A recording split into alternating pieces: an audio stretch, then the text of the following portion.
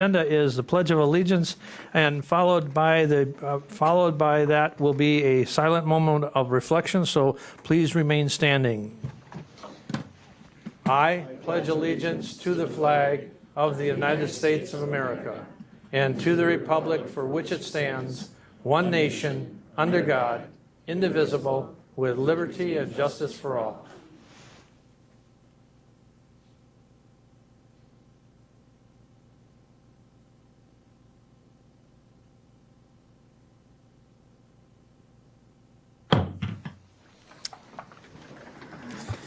Thank you. We'll have the reading of the notice, please. An educational meeting of the Marathon County Board of Supervisors will be held at the Marathon County Courthouse Assembly Room, 500 Forest Street in the city of Wausau at 6 p.m. on Tuesday, August 15th, 2024. The agenda was duly signed and posted. Thank you. And I'd like to request everyone please silence their cell phones or put them on vibrate as to not to be an interruption to the meeting. And I express my sincere thank you for your indulgence. We'll move on to roll call, and I'd ask everyone to please sign in.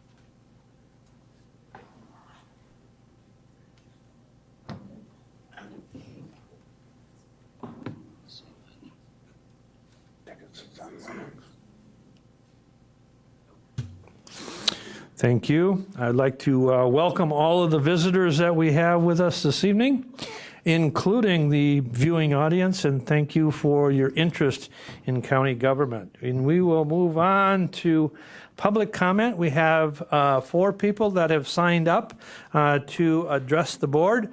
And we will start with in the order that they signed up. And first we have, just to be clear, per board rules, you're to direct your comments to the chair, and also you are limited to 3 minutes during the public comment. So first up, we have Mary Hartwig. So Mary, please.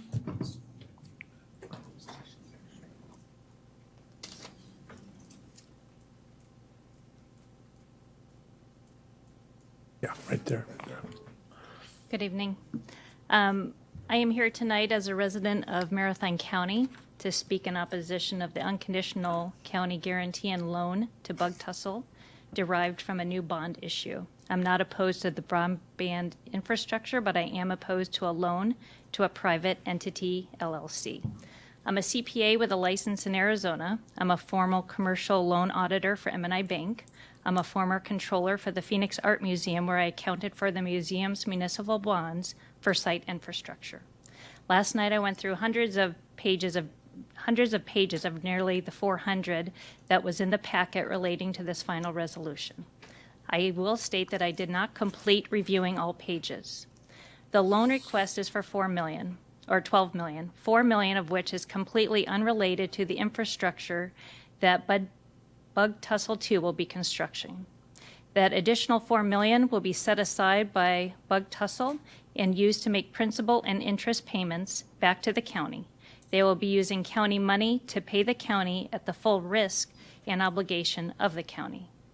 It would, the 40 basis points listed in the agreements equates to a 0.4% interest, less than 1% interest per year on the outstanding loan balance, a loan which has a 30-year maturity. It was stated in writing and verbally in prior meetings that 40 basis points would produce approximately $100,000 of income to the county. That is a miscalculation.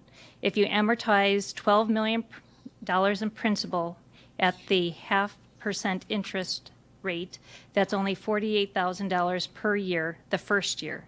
That interest will then decrease as the loan balances is reduced. The stated 40 basis points will not cover the interest the county is obligated to pay the bondholders, so that will be an additional cost to the county. The 40 basis points is extraordinarily below the fair market value of current unsecured commercial loans.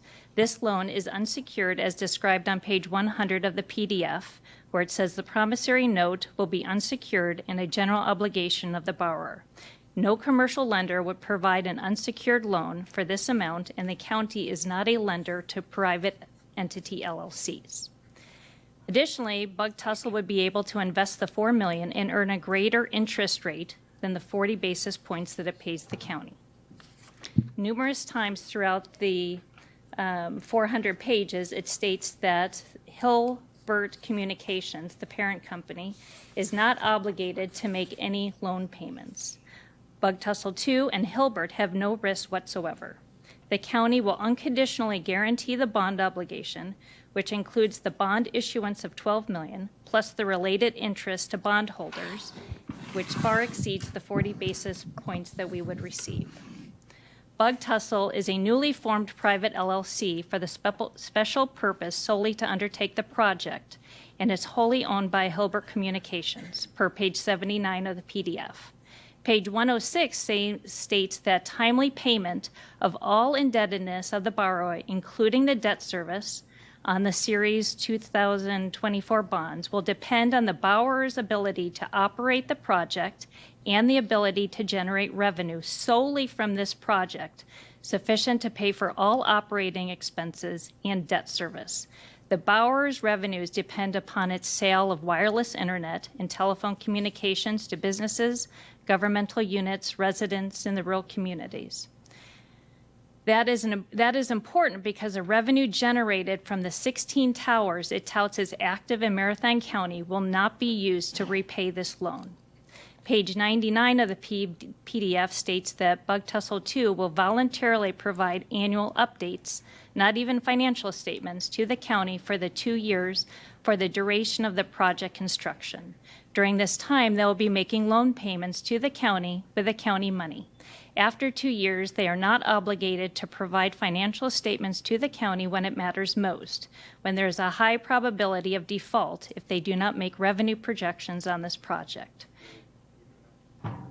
Start to wrap up your time. Page 99 also states that the failure of the borrower to comply with the requirements of those annual updates will not be considered an event of default under the loan agreement.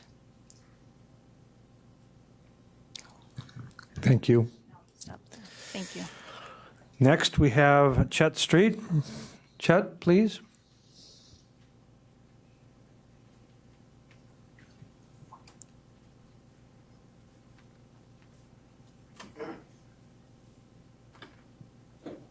Good evening. My name is Chet Streeb, and I am the Vice President of Business and Technology for North Central Technical College. I'm here today representing the college and President Jeannie Wharton, who was unable to be here tonight. I'm also here today to speak to the critical importance of broadband access for our rural communities, specifically in the areas of education and agriculture. In our increasingly connected world, reliable and high-speed internet is no longer a luxury. It is a necessity for economic growth, educational opportunity, and the sustainability of our agricultural sector. Broadband access is essential for the educational success of students in rural areas. NTC's district is geographically large, covering 5,900 square miles over 10 total counties, most of which is rural. Even in Marathon County, we hear from students who lack adequate high-speed internet access. The recent shift in students attending college part-time to balance educational and work commitments has highlighted the disparities faced by students who lack reliable internet access. Without broadband, students are unable to fully participate in online classes, complete assignments on time, or access the same resources as their peers in the connected areas. We frequently hear that students must travel to our main campus or our centers of excellence, including our Agriculture Center of Excellence, or even our regional campus community technology centers to access free high-speed internet. Broadband access is equally critical for our agriculture sector, which forms the backbone of our rural economy, especially in Marathon County. At NTC's Agriculture Center of Excellence, we are incorporating the latest and greatest technology and artificial intelligence in precision agriculture, crop monitoring and management, predictive farming, and livestock management. We are fortunate to have high-speed access at our center, but we recognize that many local farms may lack the sufficient broadband access needed to manage and/or expand their farming operations. Without reliable internet, local farms will be unable to fully leverage the new technologies showcased at NTC's Agriculture Center of Excellence. And in conclusion, broadband access is not just a matter of convenience. It truly is a matter of economic survival for our rural communities. A qualified workforce is dependent on access to educational opportunities. Ensuring that all residents have access to reliable, high-speed internet is essential for future of our county. Thank you for your time. Thank you. Next, we have Mr. Ron Zimmerman. Mr. Zimmerman, please.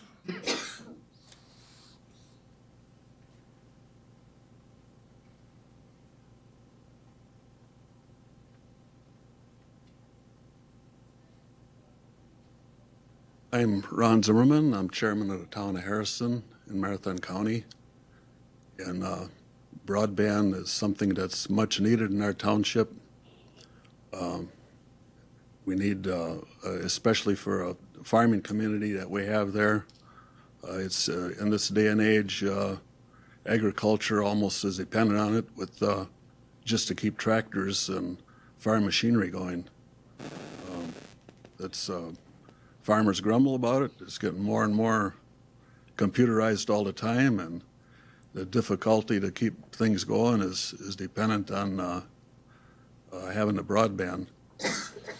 I understand that it's probably hard to for some to want to go ahead. It's a loan, as I understand it, a bonding, but I think it's very necessary, very essential. We have to consider security in homes, and our own town hall, we don't have a real good security there because we don't have phone service at the town hall. It's a dead spot. And that's what you hear a lot about in rural communities. You have these dead spots. And we have to do something about it. We're in the 21st century. And it costs money, sure, everything does.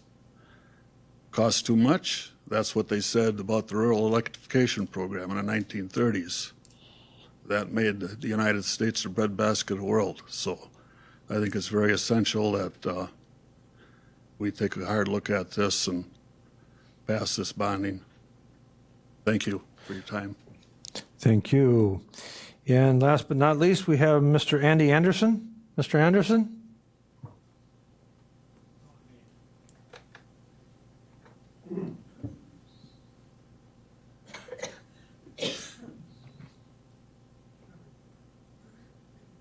Correction, the name is Milton Olson. Excuse me, I'm sorry. I'd like to address the board in regards to broadband interest. I'm the chairman of the town of Weston in Marathon County. I've had many residents call me in regards to what's available for broadband in our township, mainly for land values. They don't want to buy land unless they have broadband or fast high-speed internet. I also think that the distance we live from town shouldn't be a disadvantage to us just because we choose to live in the country. We should still have the same rights and privileges here that you live in the town. The other thing I had is a comment from a couple of residents that do work from home, and as they work for an insurance company and they can't use wireless internet when they work for an insurance company from home. It has to be secure, and high-speed internet and fiber is about the only way they can do that. So I would like to encourage the county to approve the loan for Bud Tussle and help any way we can to get high-speed internet out in the rural areas. Thank you. Thank you, and I apologize, Milt, for... Okay, that ends our public comment, and so I want to thank all of those that have provided comment, and we'll move on to educational presentation and/or reports. First item is 8A, Standing Committee Chairpersons or Designees. Any Standing Committee Chairpersons or Designees want to provide a report to the board?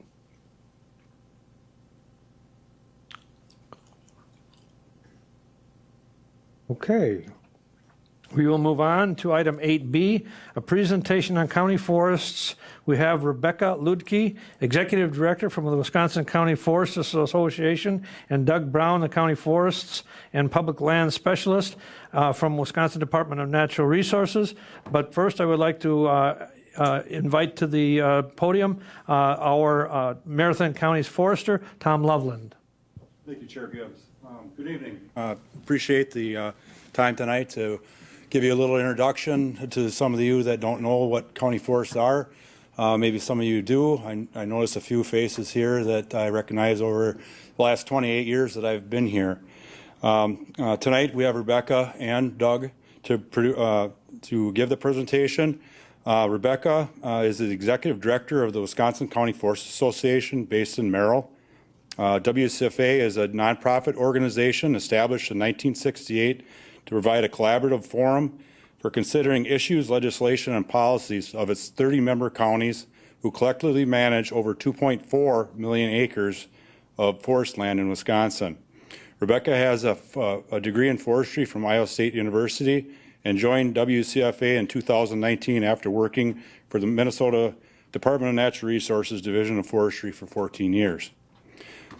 Doug Brown is the County Forest and Public Land Specialist for the Division of Forestry, Wisconsin DNR, a position he has held since 2017. He works as a timber sale specialist for DNR, managing timber sale program on 1.6 million acres of DNR-owned lands.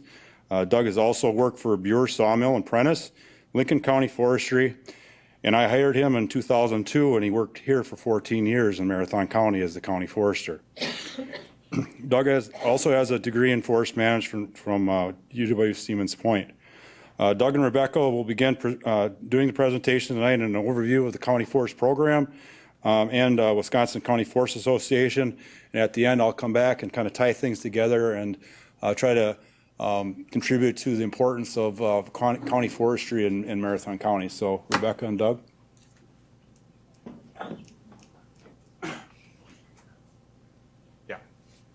Two sections. Okay, we're gonna pull up PowerPoint actually. Hopefully this works. Okay. Yeah. All right. Good evening, and thank you, Chair Gibbs, and for the board for inviting us to talk about the Wisconsin County Forest System. Again, I'm Rebecca Ludke, Executive Director with the Wisconsin County Forest Association. Doug Brown, County Forest Specialist, Timber Sales Specialist, DNR. So, And actually, Doug and I are both citizens and residents of Marathon County, so appreciate everything that you guys do for us as residents. So, go Town or Ringle. We are here tonight just to talk a little bit about county forests in general in the state, a little bit about specifically Marathon County. We're going to start a little bit of history, talk about the value and really the uniqueness of the Wisconsin County forests at the national level. And please, if there's questions or anything, we want to keep this pretty informal, so please ask, and certainly we'll have time at the end if there's any follow-up questions. So starting with a little bit of history of Wisconsin forests altogether, late 1800s, early 1900s, we see this massive land clearing and timber operations that kind of marches from the East Coast over through the mountains and over to the West Coast. In 1900, Wisconsin led the nation in timber production, but by 1915, largely those forests were gone. Afterwards, the state and the federal government tried to entice settlers to come into the state to convert those lands to farmland. But probably not surprising, in the northern half of the state, we grow way better trees than we do corn or soybeans as you get further north, obviously. And so those settlers come in, they try to convert those lands, largely that initiative fails, and you see this mass exodus of people leaving the state. And so by 1927, over 4.5 million acres had become tax delinquent, at least once, leaving the counties very cash poor. So in 1927, the state legislature at that time, in incredible foresight, created the forest crop law, which we now know today as the County Forest Law 2811, which we'll get into a little bit later, and the County Forest Reserve Law in 1929. The County Forest Reserve Law is a precursor to the county forest acreage share payments that we'll talk as well in a little bit. The Forest crop law at that time allowed the counties, such as Marathon County, to acquire those tax delinquent lands of their own and to use them for their own use and establish a program. So our first county forest was established in Langlade County, your neighbor to the east, in 1928. So we're bumping up just on a 100-year anniversary of county forests in Wisconsin. We saw an initial wave of 4 counties established at that time for just over 38,000 acres. And then in 1938, by 1938, we had 24 county forests established for totaling over 1.7 million acres. And then in 1963, Governor John Reynolds at that time signed the new county forest law, which is 2811, which really sets the foundation and the stage for county forest management in the state. Marathon County Forest was created in 1967. Shortly thereafter, the Wisconsin County Forest Association was established in 1968 to really help those counties with some growing pains and to collectively talk about issues, and we'll get into that a little bit later as well. So that's a brief history. Yeah, so this is the actual first entry up on the screen is so when a county wants to enter lands into the law, they actually apply. So in 1966, Marathon County applied to the department at the time, and in 1967, it got established. So there's like 5 sheets, all legal descriptions. This process is still the same process that goes on today. County board says we want to enter some lands. Actually, the county board chair signs off on it, and an application gets submitted. We enter it into the law. Then at the beginning of the fiscal year, it becomes new official county forest lands. So it hasn't changed in 50 plus years, 60 years. The process seems to work pretty good. So this is what the current law looks like. So it's State Statute 2811. And if you want to look, there's some very important parts that we have bolded on there. It's the first part, it's a permanent program. So these are lands that are meant for the primary production is for timber, or primary purpose for timber production. But along with that, we have recreation, watershed, all the things that we hear today is multiple use for the resources. Part of that is so the counties are agreeing to enter into this law. So they're like, we're gonna do all the top part. Then the state says we will come in and we will compensate the counties for doing this. And this is a very big point of what the law, because what we're going to do later on is we're going to show here's how the state compensates the counties for having public land that's going to produce timber and provide all the recreation, watershed, and such. So the forest program, the county forest program, as it is today, there are 30 counties that are enrolled in the law for 2.410 million acres. Collectively, those 30 counties are the largest public land base in the state. So that in regards to public land management in the state, the counties really are the biggest players. The graph on the right there, you can see, which shows just public land base in Wisconsin. The counties, which is in blue, makes up about 46% of the overall public land base in Wisconsin. Collectively, they're more than the state of Wisconsin and also the Chequamegon-Nicolet National Forest put together. So forestry is the #1 employer in 11 counties, #1 in output in 31 counties statewide. Obviously, this helps sustain the overall forest industry in the state, which is a $24 billion per year industry. And then Adams County actually became our 30th county in June of 2020. So they entered in the law pretty small, but they've got big ideas, and we're here to just help them and support them in any way that we can. So backing up or going a little bit higher as far as what this program is compared to other states nationwide. So there's 5.4 million acres of county forest nationwide. 95% of that can be found in the states of Minnesota and Wisconsin. Minnesota also has a very large county forest program with 2.8 million acres. However, those lands over there are actually owned by the state of Minnesota.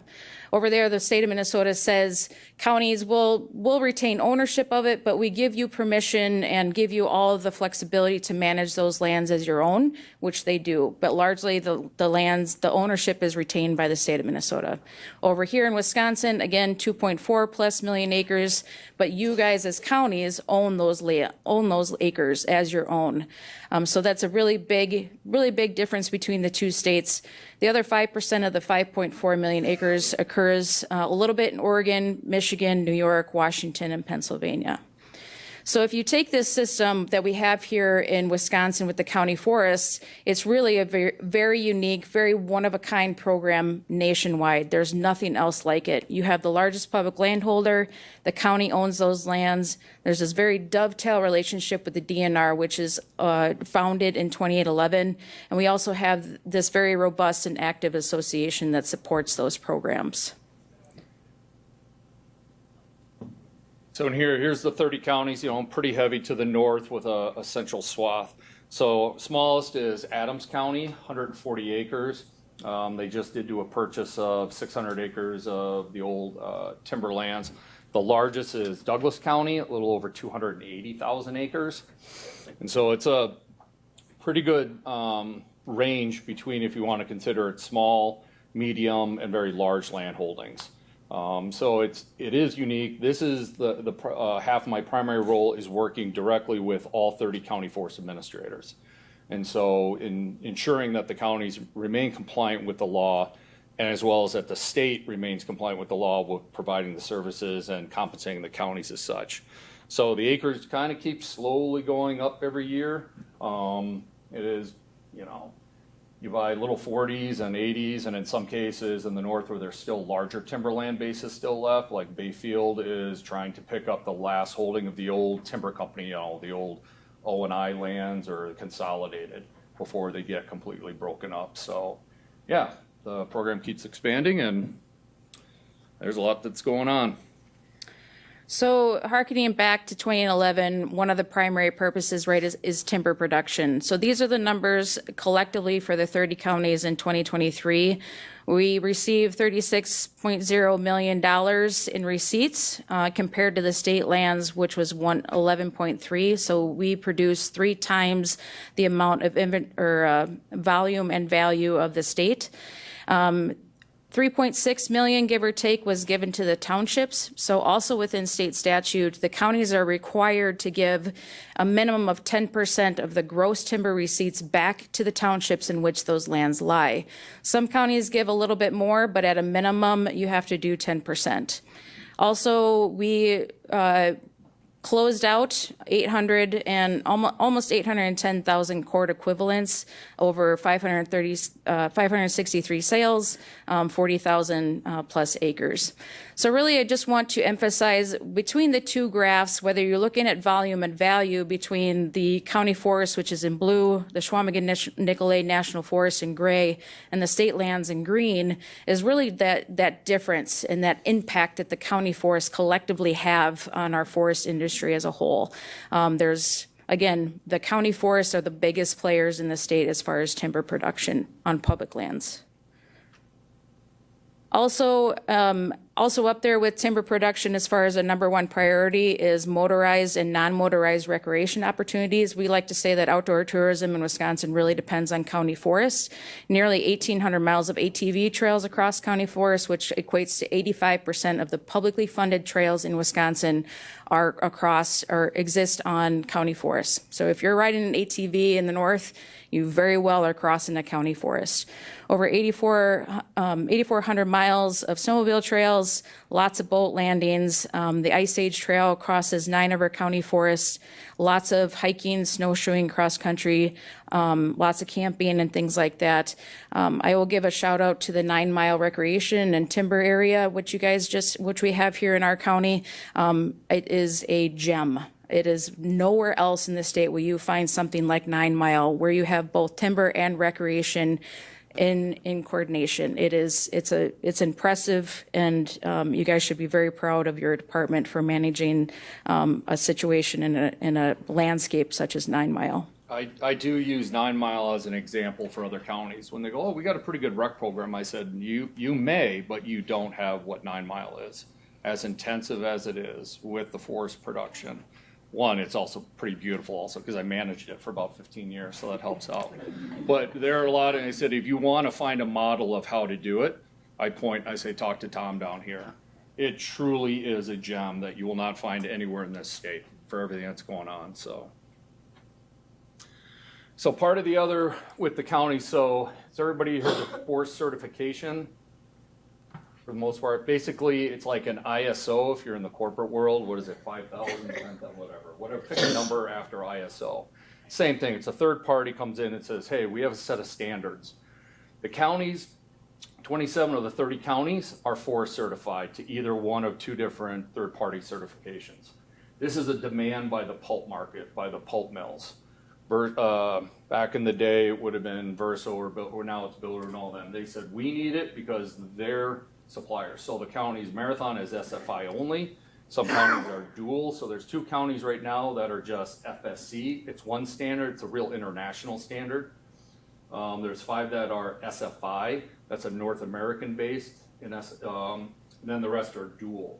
So part of forest certification is that we go through, we get audited every year. It's a subsample, and that it goes and it guarantees that the forest products that come off these lands are well managed and that we meet all these standards as well as adhering to statute, county policies, and so forth. And so this is a biggie.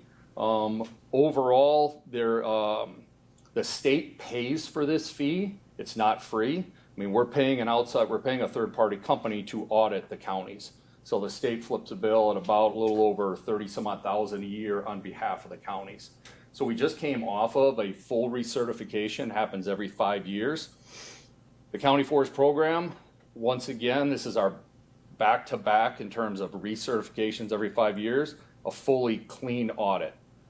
This does not happen anywhere in the country.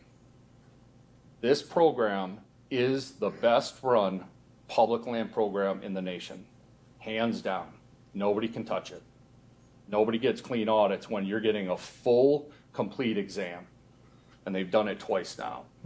2020, when there was a recertification, so they just do a subset of it, Marathon County was in it, got a clean audit then. That's the first time there's been known back-to-back clean audits. So if you want to know how public land management needs to be done, it's the County Forest Program, hands down. Now, I work on state lands. I'm trying to get us to mimic what the counties can do. So this program is the best. So part of the commitment, so in the statute it says the state will compensate the counties for the lands that are enrolled. This is a snapshot of basically, this is the financial commitment. Statute does not say how we're going to do financial commitment or how we're going to compensate the counties. The department, and more in particular, the Division of Forestry says this is how we're going to do it. So the big one is the Administrator Grant Program. It's about $1.6 million a year. We pay 50% of the administrator's salary, 50% of their miscellaneous benefits.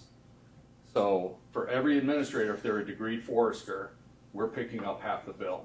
So since 2002, when Tom was put into as the administrator, the state has paid Marathon County a little over $1.2 million to supply the county with Tom as the administrator.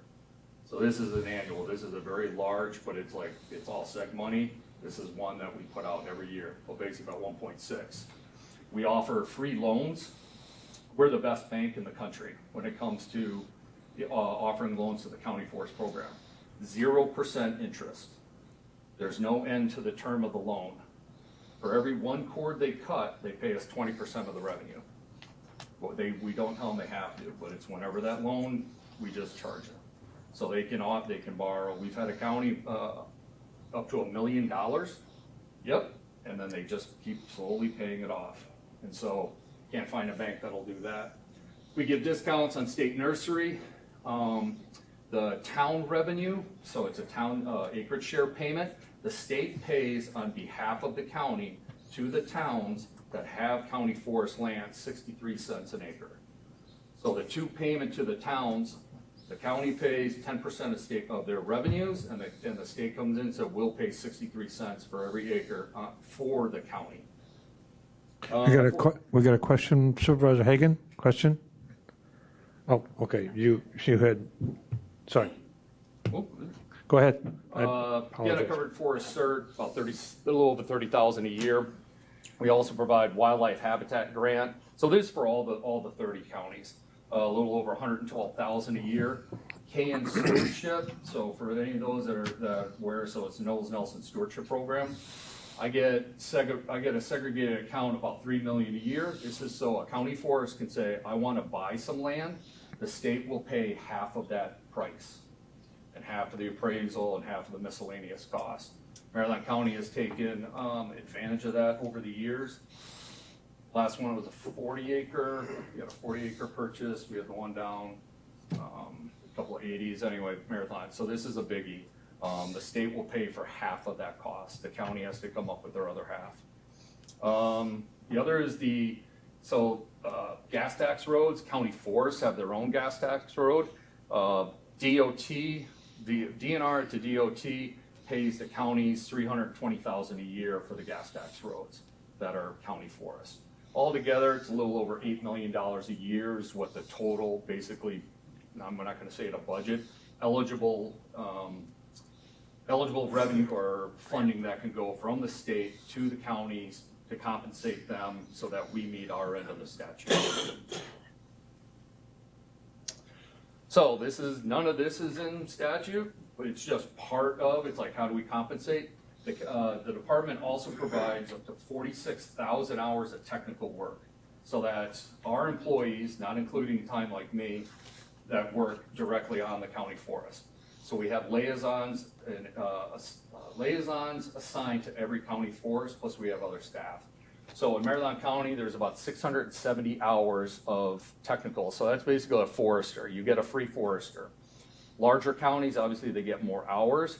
So in some cases, they're getting 3,500 hours of technical service. These are foresters on the ground doing recon, timber sale establishment, working on invasives, stuff like that. It doesn't count towards like recreation programs. This is straight core forestry. Because again, the primary purpose of the county forest program, optimum timber production. But we're investing basically 26 full-time employees onto the county forest. We also give a bunch of specialists. I call them the ologists. These are all the people with extra degrees. Forest health, we've got economists, we have an IT. One of the timber programs they use is Whispers. That's a DNR own and run. There's no charge for any of that. If there's a forest health issue, we have specialists that'll come out, hey, let's evaluate it. So there's just a whole slug of other people that work on county lands because we know what does it do? It benefits the state as a whole. So is it all, roses? No. There's a little catch to it. Y'all aren't saying we're gonna be in this law. Again, it's a permanent program, so you're in. The state says we will compensate, but there's authorities from the department. We do take authority on certain aspects. So when it comes to annual work plans, the 15-year plans, the counties write those up and they submit, we just do a review. It's not we're gonna definitely, the 15-year plans we do sign off. That one it's one to ensure you comply with statutes, that forest management and sustainability and all of that. When it comes to amendments in the plan, that has to get routed, and Tom just went through one of those. County board has to sign off, then it comes to the division to sign off on it. So when it comes to entries of land, again, you're asking, it's kind of a fluke in the system. They actually allow me to authorize letting lands come in. That's how easy it is. Hey, go ahead, I sign off, and the attorney says, yeah, we're good to go. Now, if you want to remove lands from the law, that's a little trickier, because now we're talking about public lands, public benefit. So that is a department authority whether we allow lands to leave the law or not. That's a very long, it's very detailed. There's an actual separate law that just handles that. Timber sale establishment, we work hand in hand with the counties. The county approved the timber sale, we also approve it. When they go to close one out, like complete the job, they approve it and we approve it. Part of the thing, so the 10%, so the severance, the 10% stumpage that goes, the state insures, and in fact, I just did an audit today of Lincoln County, that those 10% were guaranteed paid to the townships. And then really the big part of it's like to ensure the counties remain compliant with state statute 2811, and that's my primary role in working with the counties. So Doug and I like to say that our relationship between the DNR, WCFA, and the 30 counties is really this three-legged stool. And this partnership that we have collectively really makes the program what it is. It really does shine on a national level. There are a lot of people that look to Wisconsin as a model for public land management, and this is how this works. So the 30 counties obviously are the ones that own the land, that do the work, that are doing the work on the ground. My relationship with the county forest, largely I'm a facilitator of communication going back and forth. I also lobby for you. I am a registered lobbyist in Madison. I will go to the Capitol and I will advocate for budgets and financial support for you. We're a conduit of information. We do continuing education for the county foresters as well as the DNR foresters. And then this relationship between WCFA and DNR, Doug and I work very closely hand in hand daily. I do have relationships with the Chief State Forester, Heather Birkeland, as well as the Secretary's office, as well as other relationships with the the governor's office and the state legislature, important individuals to know when we're talking about the support for county forests. And then the DNR and the county forest relationship, Doug is at their beck and, I shouldn't say the beck and call, but pretty much. Yeah, pretty much. Kind of close. But really there is to help however he can the county forest from a DNR standpoint. So again, this is the three-legged stool. We lean on each other heavily to make this system really shine. Anything to add? Once you get inside, it doesn't so for a county to be able to try and do everything solo, that just doesn't work. I mean, there's WCA, the Towns Association, well, there's the county forest. For me and for my leadership, I can work directly with Rebecca, who's dealing with the 30. I don't have to deal with 30 standoffs. Now, if there's individual, that's fine, but it just makes it way smoother. And this is the oldest and longest, and it is the strongest, and it's the most important partnership the division has, even though we used to be the Department of Conservation way back when. But you think 1928, this relationship began. In 67, it got codified with WCFA becoming the law, everything. So this is not something that we've just come up. It has slowly built, and as the program's gotten bigger, so has this relationship. I rely very heavy on her. If there's something the state is going to do on our own timber program, the first question I get asked by the Chief State Forester is, what do the counties think of this? How is it going to impact the counties? So I don't have to call 30, I call Rebecca. Hey, we're thinking of something, because it could be an impact. So this is a very strong, and it's just, you will not find this anywhere. There's no other relationships like this within DNR that you sign at this level and this type of length. So it really is. It's special. It really is. Just a question, Doug. So on the 10% stumpage payment that goes back to the towns, is that based on where the stumpage is actually generated from? And specifically, if it comes from Township X, then the 10% of that stumpage goes back to Township X? Or is it shared amongst the townships that have land in the county forest system? Excellent question. Nope. So it is shared. So every year I print out basically to the 10,000ths of an acre, a percent. So if Town of Harrison has 13.5% of all the land base of the county forest, they get 13.5% of the 10%. Okay. So the counties have to split it. So it doesn't matter when the revenue is, because, timber harvest don't have it. Plus, it would be a nightmare to try and track that. Okay. So no matter where the cutting is, every township gets the benefit out of it. Okay, thank you. just wanted to take a couple minutes here to talk about the County Forest Association specifically. So again, we're a nonprofit established in 1968. We do run on a board of directors. My board of directors is actually made up of folks like you.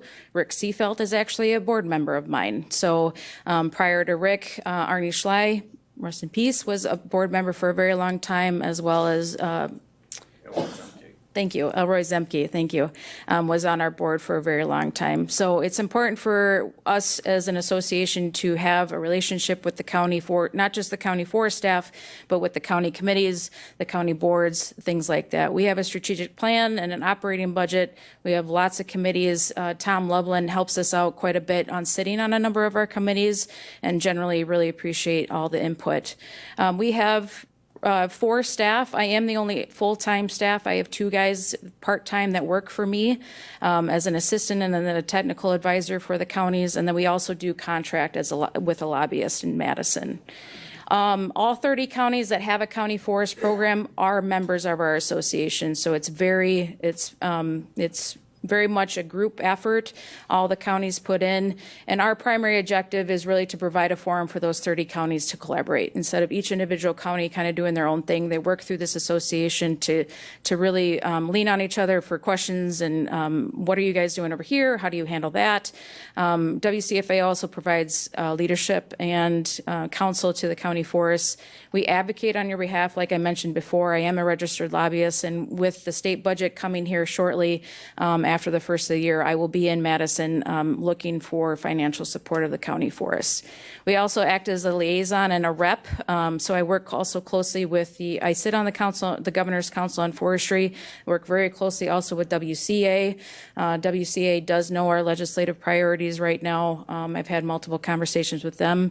I also just had a conversation with the Governor's office on Monday talking about the county forests and how important they are to the grand scheme of the state. And lastly, we are a champion for you. So anything that is a problem or even a highlight with the county forests, we're there to send that message and make sure the word gets out. So just quickly, some current priorities of ours for WCFA, right? Like I talked about the state legislative and the budget cycle coming up. Wood markets are a big deal. Probably you guys are all aware of the Verso shutdown in 2020, which had greatly affected our timber markets, and those continue to slide. So we engage with the Council on Forestry, the Governor's Office, WEDC, the Secretary of State. I just had the Secretary of State out in Washburn County in the field talking to loggers and talking about the importance of county forests and markets, because we need good markets to do good management. Those kind of go hand in hand. We also do education and outreach. We support the certification audit. We also provide continuing education and networking and all that fun stuff. So that's our long story short, little history and kind of uniqueness of the county forest system in Wisconsin. Tom is going to go over a little bit more specifics to the Marathon County Forest. Thank you.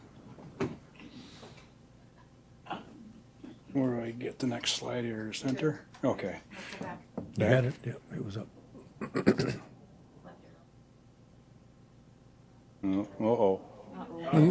Uh-oh. You shouldn't let me on this. It's all right, Tom. We got you. Foresters don't know really how to use this kind of technology. I'm not like a bureaucrat, I'm an actual board.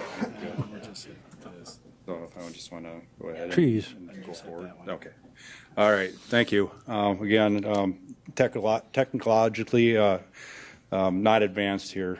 But anyway, kind of bringing this full circle, I guess. So importance of the county forests in Marathon County.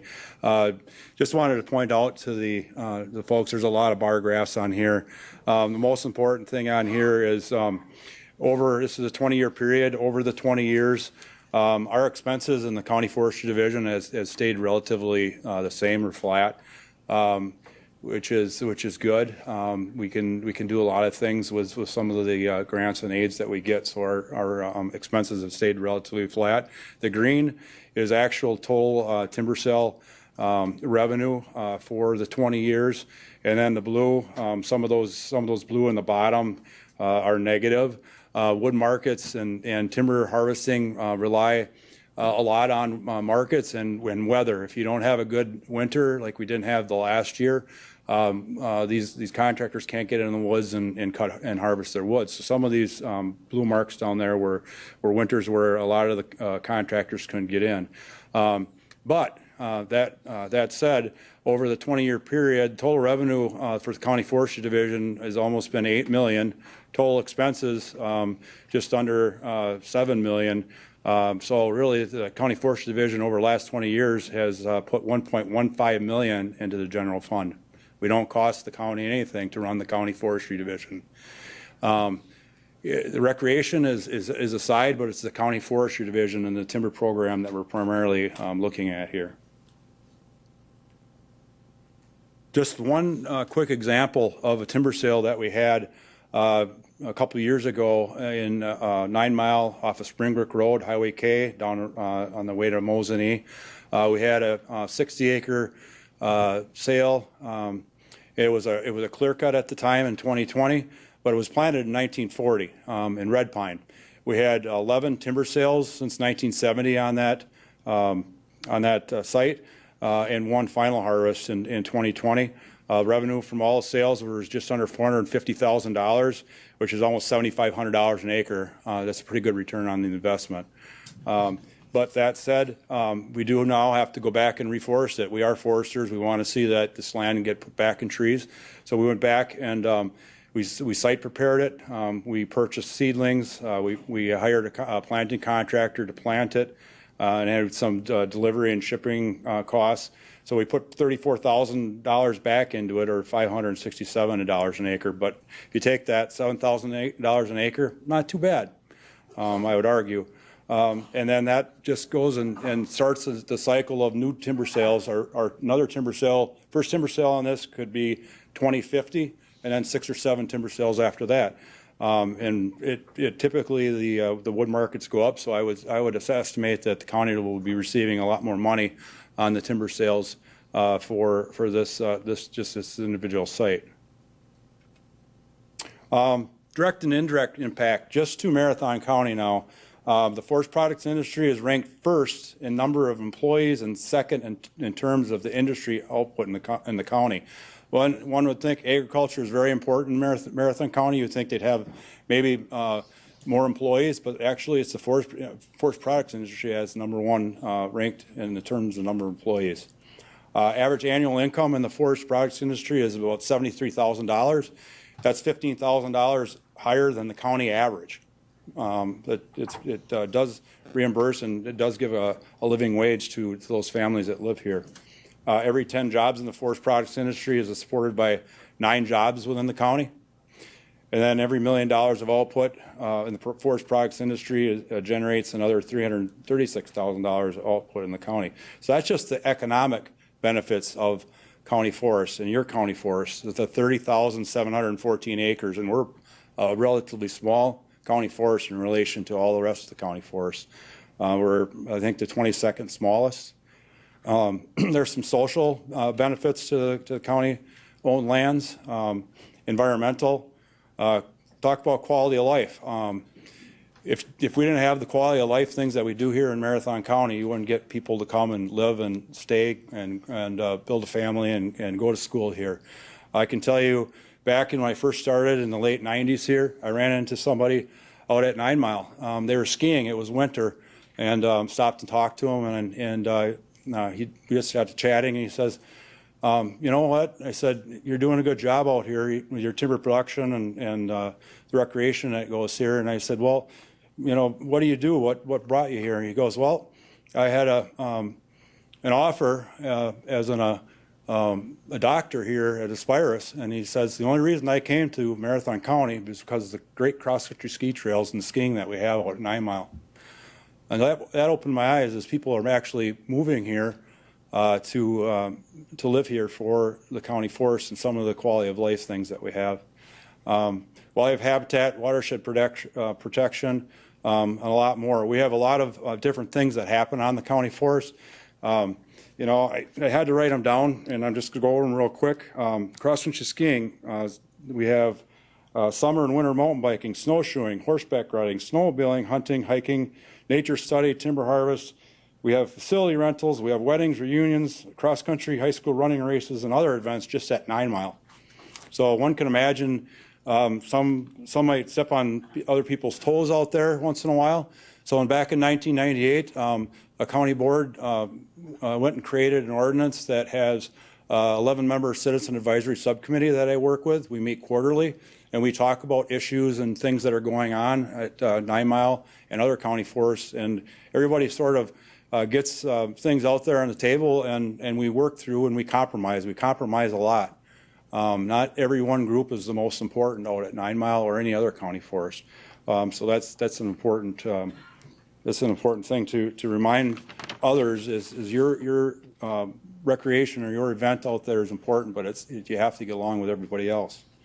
That model, I have asked other counties, I said, if you want a model, get one, public input, understand all the multiple use. I've said, mimic yourself after what Marathon has done. Some of the events, real quick, to be out there is Wassa 24. We just had 1,200 participants in a bike race. Ragnar Trail Relay is coming in September, 2,200 racers. We have the Snickfoot Ski Race, Special Olympics we've had out there, ski race.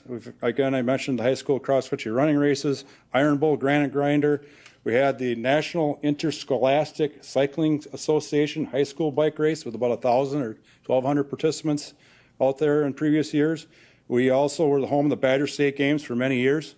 Rib Mountain Adventure Challenge, WEMS bike race, and I know I'm forgetting some. Very, very highly used area. Really, in summary, 9 Mile brings a lot of people to the community to spend money.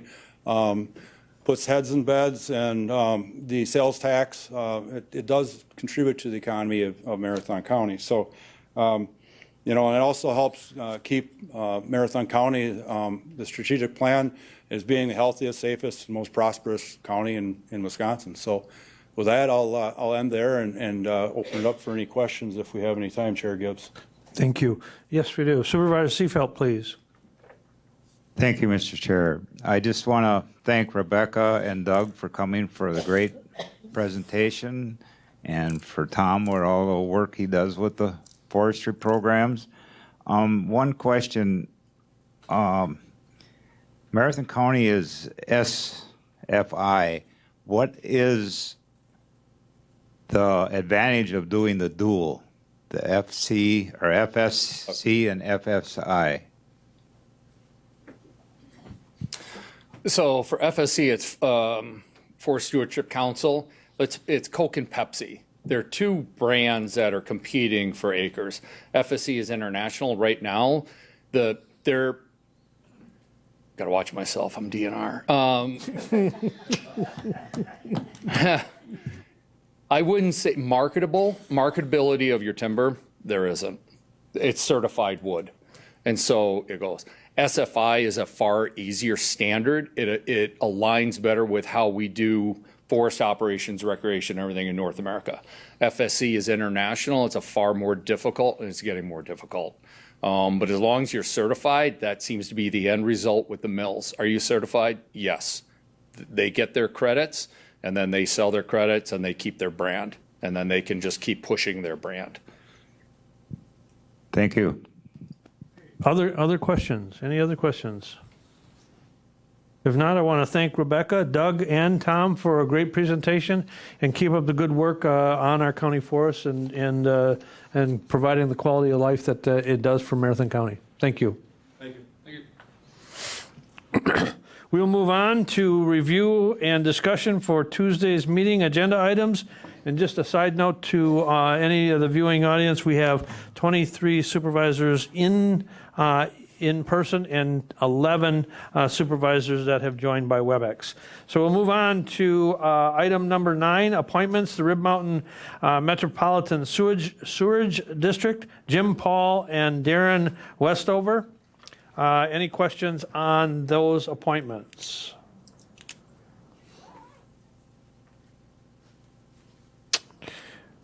Okay, we will move on to under ordinances, a text amendment for Chapter 17 Code. Tyler CA for Ordinance 24-24, and we have with us Shad Harvey, the CPZ, and is going to give a presentation on what the text amendment does and what and the difference between the current standard in Chapter 17 under farm consolidation and what farm consolidation would do if the text amendment is adopted. Shad, please. Thank you, Mr. Chair. Like Chair Gibbs said, I'm Shad Harvey. I'm with CPZ. I'm the Land Resource Manager for Marathon County. I'm just going to plug in my presentation here so I can get the PowerPoint up. The packet does have a copy of it. I do have some animations in it, so that's why some of the slides in your packet might look a little bit goofy. But we'll open this up here quick.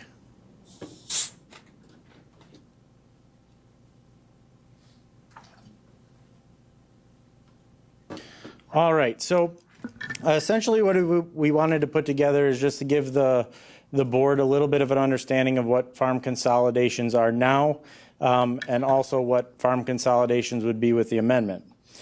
So to start off with, the first question is, what is a farm consolidation? So a farm consolidation is a pathway for a property owner to split off a farm residence by creating a new parcel that doesn't conform to the agricultural district size standards, but it allows them to remain in that district. So they're creating a parcel that's too small to be in an agricultural district for the purpose of splitting off that farm residence. So currently in Chapter 17, our zoning code, we have several requirements for a farm consolidation. Farm consolidations are allowed in both our general agricultural district and our farm preservation district. The standards for a farm consolidation, one, the residence must be constructed prior to January 1, 2014. That date is given to us by the state. The newly created lot that's created must meet the size and use standards of our rural residential district. And those standards can be found in Table 2 and Table 3 of our Chapter 17 zoning code. The new parcel lot size needs to be at least 2 acres, but can't be more than 4.99. And then residue parcels, so if you have a 40 and you split off 2 acres, that 38 acres is what we call the residue parcel. That residue parcel needs to be or maintain the district size standards that it's in. So for example, general agriculture, that residue would need to maintain 10 acres. If it's farm preservation, that would need to maintain a minimum of 35 acres. So I wanted to kind of break this down a little bit as far as just a few examples for the board. So in this example number 1, now we're operating under our current code right now. Farm residence is located on a 40-acre parcel. The farm residence was constructed prior to January 1, 2014. The 40 acres that it's on is currently zoned farm preservation, which has that 35-acre minimum lot size. The owner would like to create a new lot to split off the residence from that 40-acre parcel. So a 2-acre parcel is created in accordance with the farm regulations that we went through. The residue property is 38 acres, so it remains over that 35-acre minimum. Essentially, that proposal would be allowed as a farm consolidation. They wouldn't need to rezone that smaller parcel that was created into a different district. It could remain in the farm preservation district. So example number 2, farm residence is located on a 36-acre parcel. The farm residence was constructed prior to January 1, same as the first example. The property is currently zoned farm preservation, which has that 35-acre minimum. The owner would like to pursue a farm consolidation to split the farm residence off from the farm.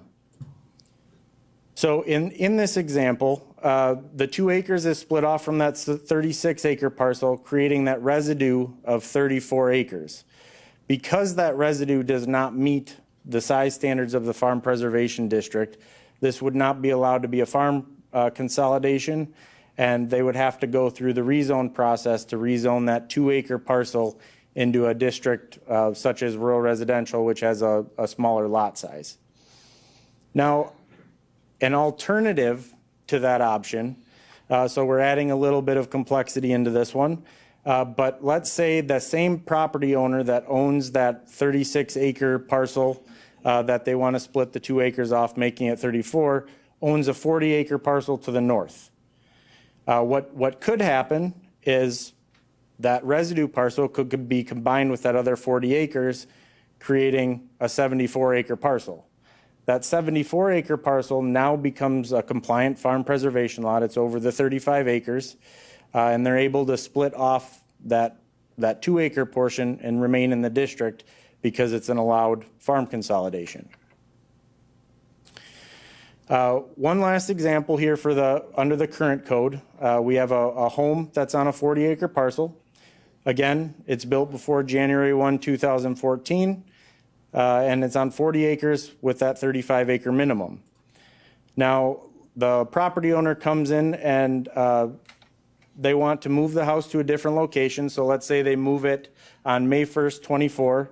The property owner moves that house, so it moves to a different location on that same parcel. They now want to go for the farm consolidation. Under our current ordinance, this would not be allowed. They would not be able to consolidate this parcel because it's considered new construction according to our ordinance. It's essentially considered new construction, has to abide by the current day's code, meaning unfortunately this wouldn't be allowed to be a farm consolidation. Now, a little bit of an explanation on the new proposed, Seehafer's new proposed language, and a little explanation of what it does. The new language would allow for a farm residence that was constructed on a particular parcel prior to January 1, 2014, to be relocated on that same parcel, but still remain eligible for a farm consolidation. So that last example that we've seen, essentially the new text would allow that to remain eligible for a farm consolidation. It does, however, have to meet the purpose and intent of the Farm Preservation Ordinance, or if we're talking about general agriculture, it would have to meet the purpose of that as well. But essentially it would make that move, it would make it so it could be consolidated and not have to go through the rezone process. So I just wanted to do a couple examples here. So the home is located on a 40-acre parcel. Farm residence was constructed prior to January 1, 2014, and it's currently zoned farm pres with that 35-acre minimum.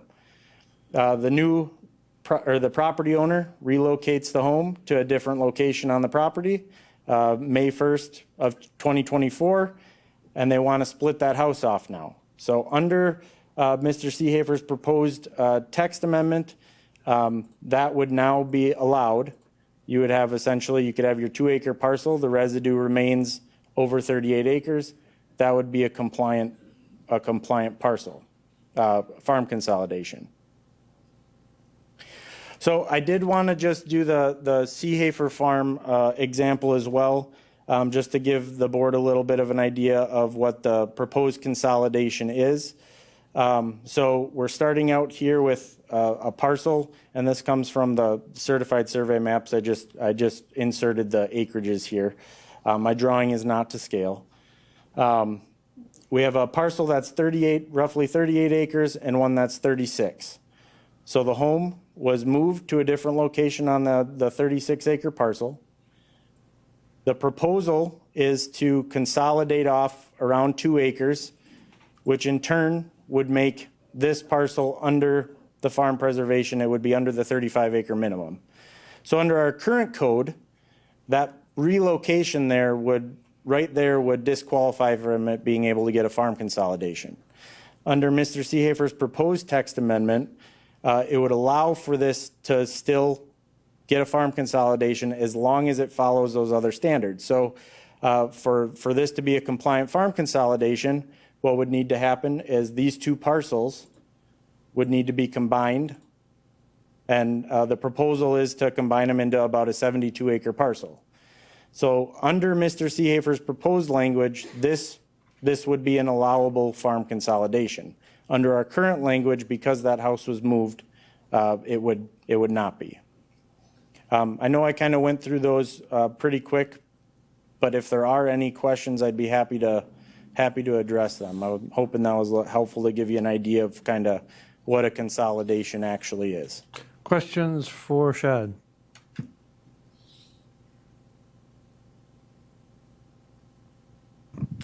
Supervisor Kroll, please. Thank you, Mr. Chair. Shad, I'm still curious about this January 1st, 2014 date. How did this date become, I guess, what is the purpose of this date, and how was it chosen? And will this date change in the future? That's a great question, if it'll change in the future. So that date actually comes from Wisconsin Administrative Code ATCP 49.22. That's a date that they had set. I'm not sure exactly how they determined that was the date. That was just the date they used for determining if it was an existing residence that would qualify to be split off a farm pres parcel. So it was incorporated from our code from Wisconsin Administrative Code. Follow-up, Mr. Chair. Go ahead, please. Thank you. A follow-up question. So if this were to pass as is, would our Marathon County Farmland Preservation Plan need to be changed as well? So the farm preservation plan wouldn't necessarily need to be changed. For it to become part of our certified zoning ordinance, it does need to be approved by DATCAP. So DATCAP needs to sign off on this amendment, basically stating that it follows state regulations. If it were to be passed and we don't get DATCAP approval, there's a potential that our zoning ordinance, our certified farm pres zoning ordinance, could be put into jeopardy. Essentially, if that were to happen, farmers in the area, roughly 200 farmers wouldn't be able to receive zoning farm pres zoning tax credits. But as it states, if the only thing that would need to be updated essentially is our zoning, it wouldn't affect the plan. Go ahead, please. I have two more follow-up questions. So if we were to add any language modifying that date, this date is just stuck in my head as like a sticking point for me. So if we wanted to modify this, would this follow a rule of we have to abide by the January 1st? Or or can we add some more language to that to have a more strict version of that? So that's maybe for Corp Counsel too. Yep, my understanding is, as far as that date, we can put something in place in this scenario, not all scenarios, but in this scenario, you could go more restrictive than that date. That's just from conversations with DATCAP, but I can definitely look in and just confirm that was the last conversation roughly about that date that I had. They had said you could make it more restrictive, but that was kind of the minimum date. One last. Sure. Thank you, Mr. Chair. And my last question is, on the text amendment, it says that if a home is lawfully on the site, what is considered lawfully in this? How are we monitoring that it is lawfully there to exist? Yeah, that's a good question. So let's, just for an example, let's say somebody didn't obtain the permits that they needed at the time, and we have it as a listed violation. It doesn't lawfully exist. A lawfully exist would just essentially mean that they've went through the correct process at that time. Granted, a lot of older homes were put back way in the day. We might not have many records of that. So if we don't have records of it being a violation of some sort, the assumption is it lawfully exists. But if we have a record showing it was a violation, then it wouldn't lawfully exist.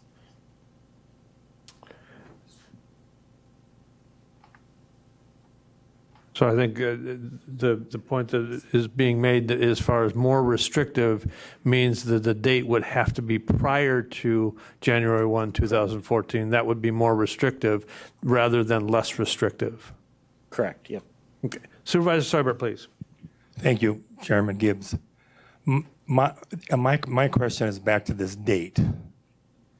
What takes an old house, a 100-year-old house, from being 100 years old to being built after 2014? The second part of that question is, if I buy an old house on a parcel and I don't want to move it, but if I raise that house up and put a new foundation under it, it becomes a new house, correct? No, if it goes in the same footprint, it would not. It would be considered a repair. Okay, so then how did the Seehafer house go from a 100-year-old house to a new house? So anytime you pick up or move a structure or put a structure on, it basically, you have to bring it in line with our current zoning code. So essentially, for example, the foundation itself does meet the definition of structure in our code. We have various setbacks in our code that a structure must meet. So by picking it up and moving it to a different location, you've essentially, the house itself, it has other parts to it. It has the foundation, the pout system, a new well. It's just considered new construction because it was placed in a time under our code with maybe different rules at that time. When it was picked up and moved, it needs to be brought up to current code, which current code would essentially mean new construction. Okay, thank you. Supervisor Shaneborn, please. Thank you, Mr. Chair. Chad, can you go back on them slides? One thing where the two parcels, okay. Now where the blue line is that that I believe that must be an existing line of where the home was at one time? This line right in the center? Yeah, You can't see my arrow there. Here, let me.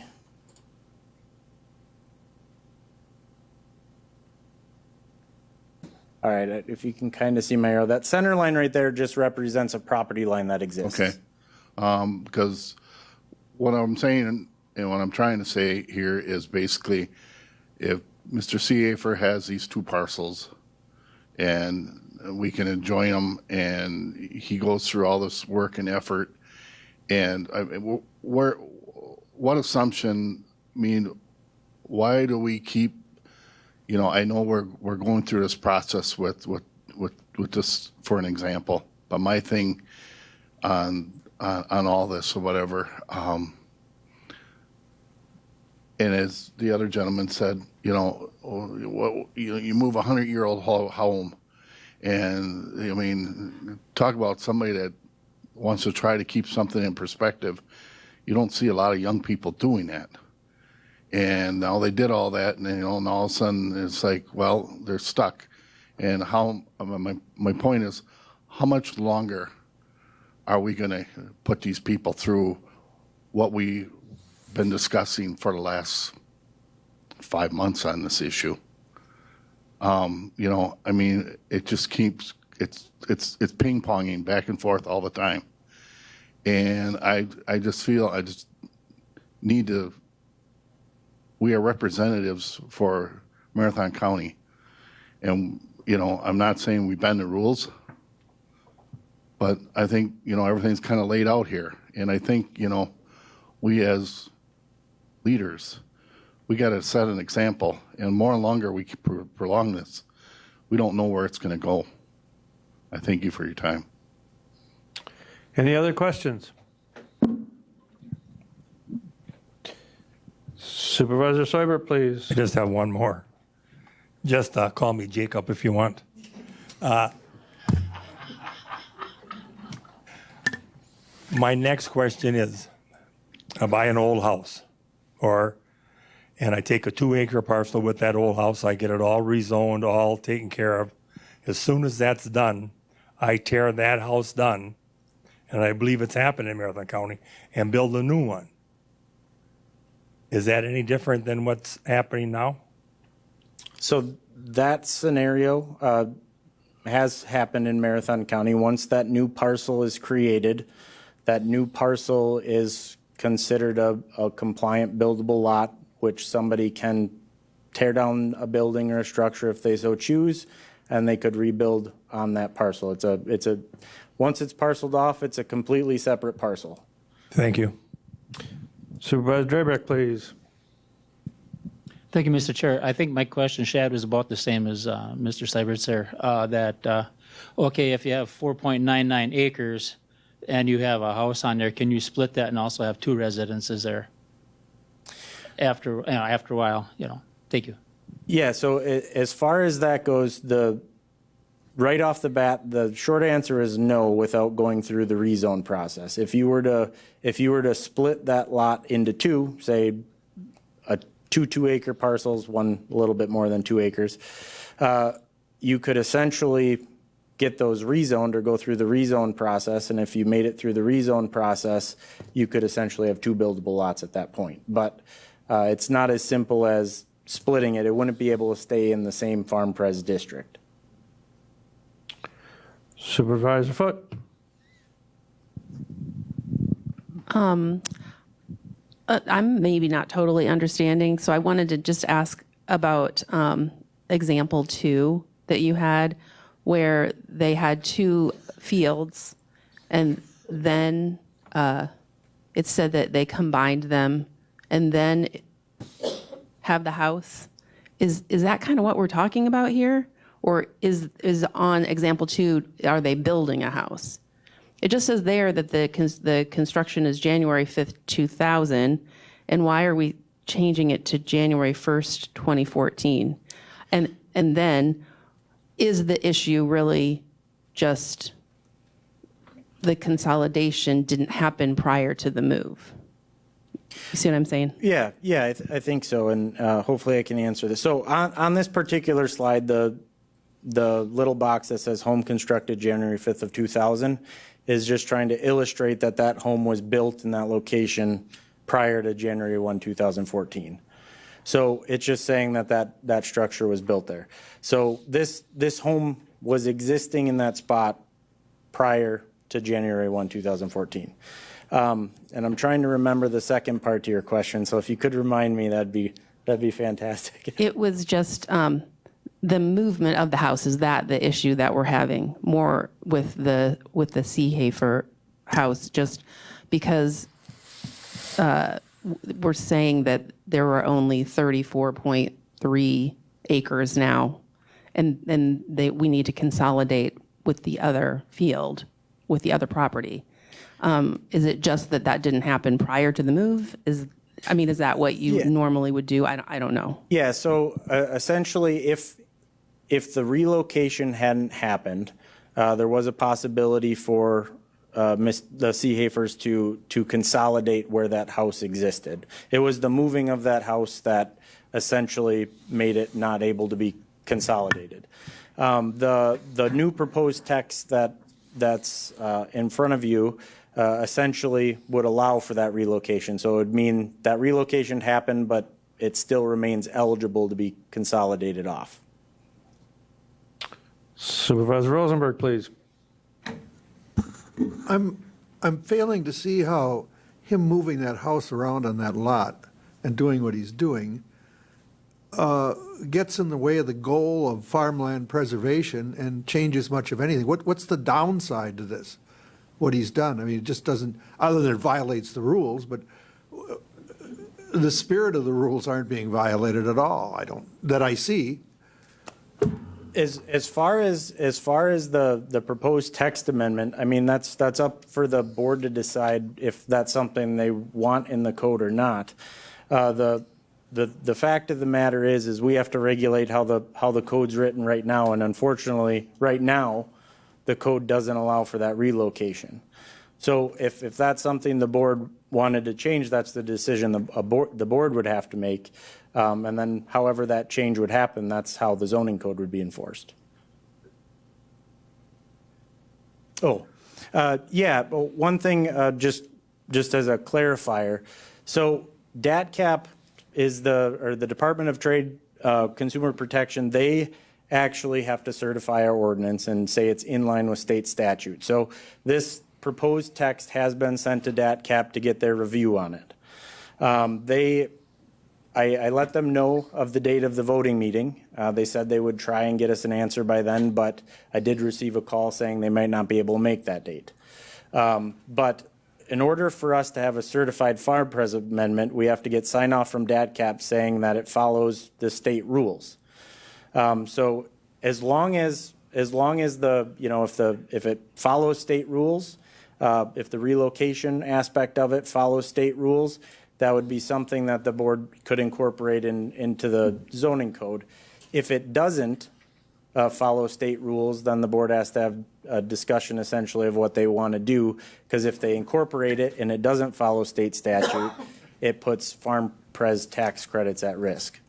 So the one of the main things we're still waiting on is to see if the state considers the relocation against their regulations. Other questions? Vice Chair Dickinson, please. Thank you, Mr. Chair. Sorry for being late. So I have 3 questions related to the amount of acreage. So the first is, how many acres existed in the first parcel prior to the move? The original house and the original location in that 36 or whatever. How many acres were the house? Yeah, let me pull that up here quick.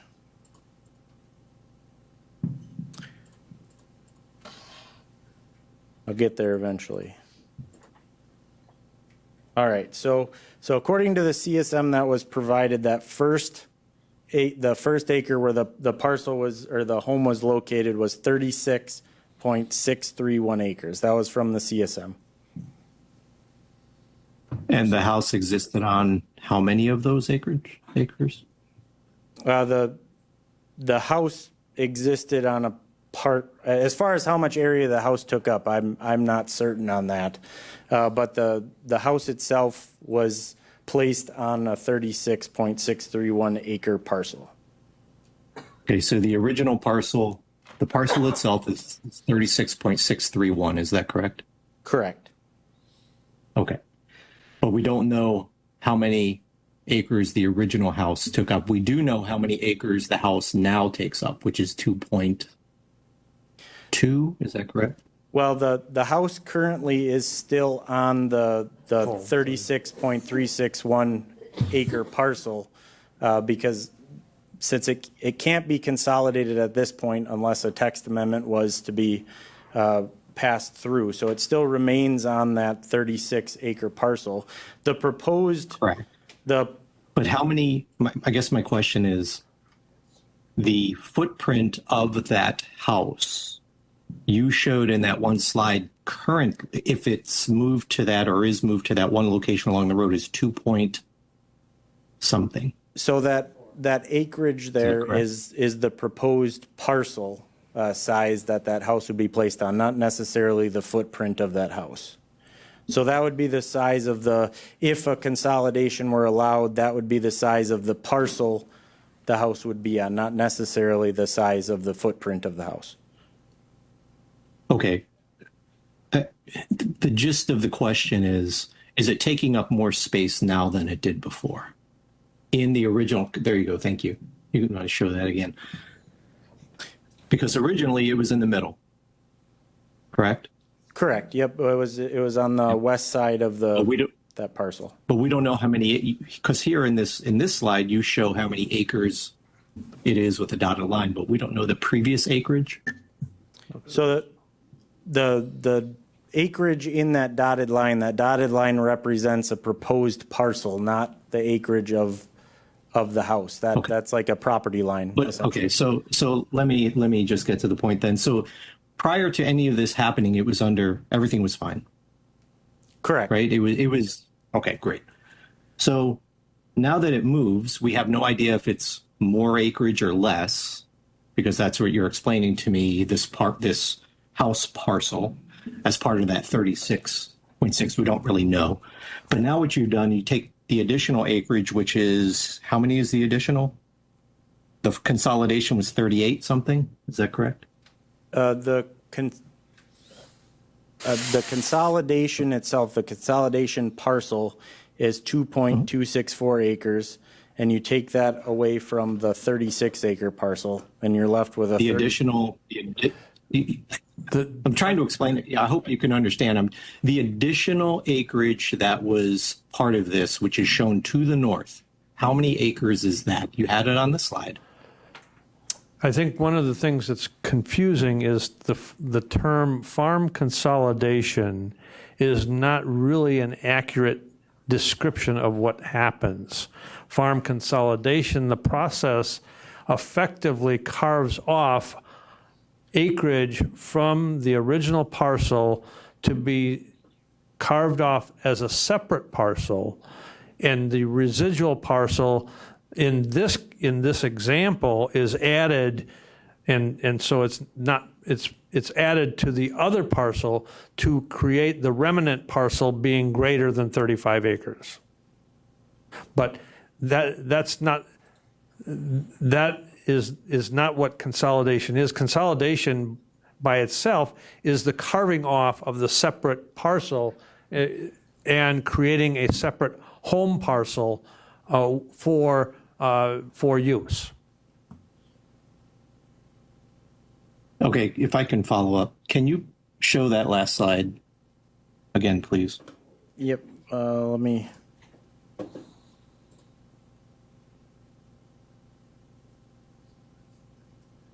This one right here. Yeah, let's first start with that. There's no home on the other 38 acres. Is that correct? Correct. Okay, now show the next slide, please.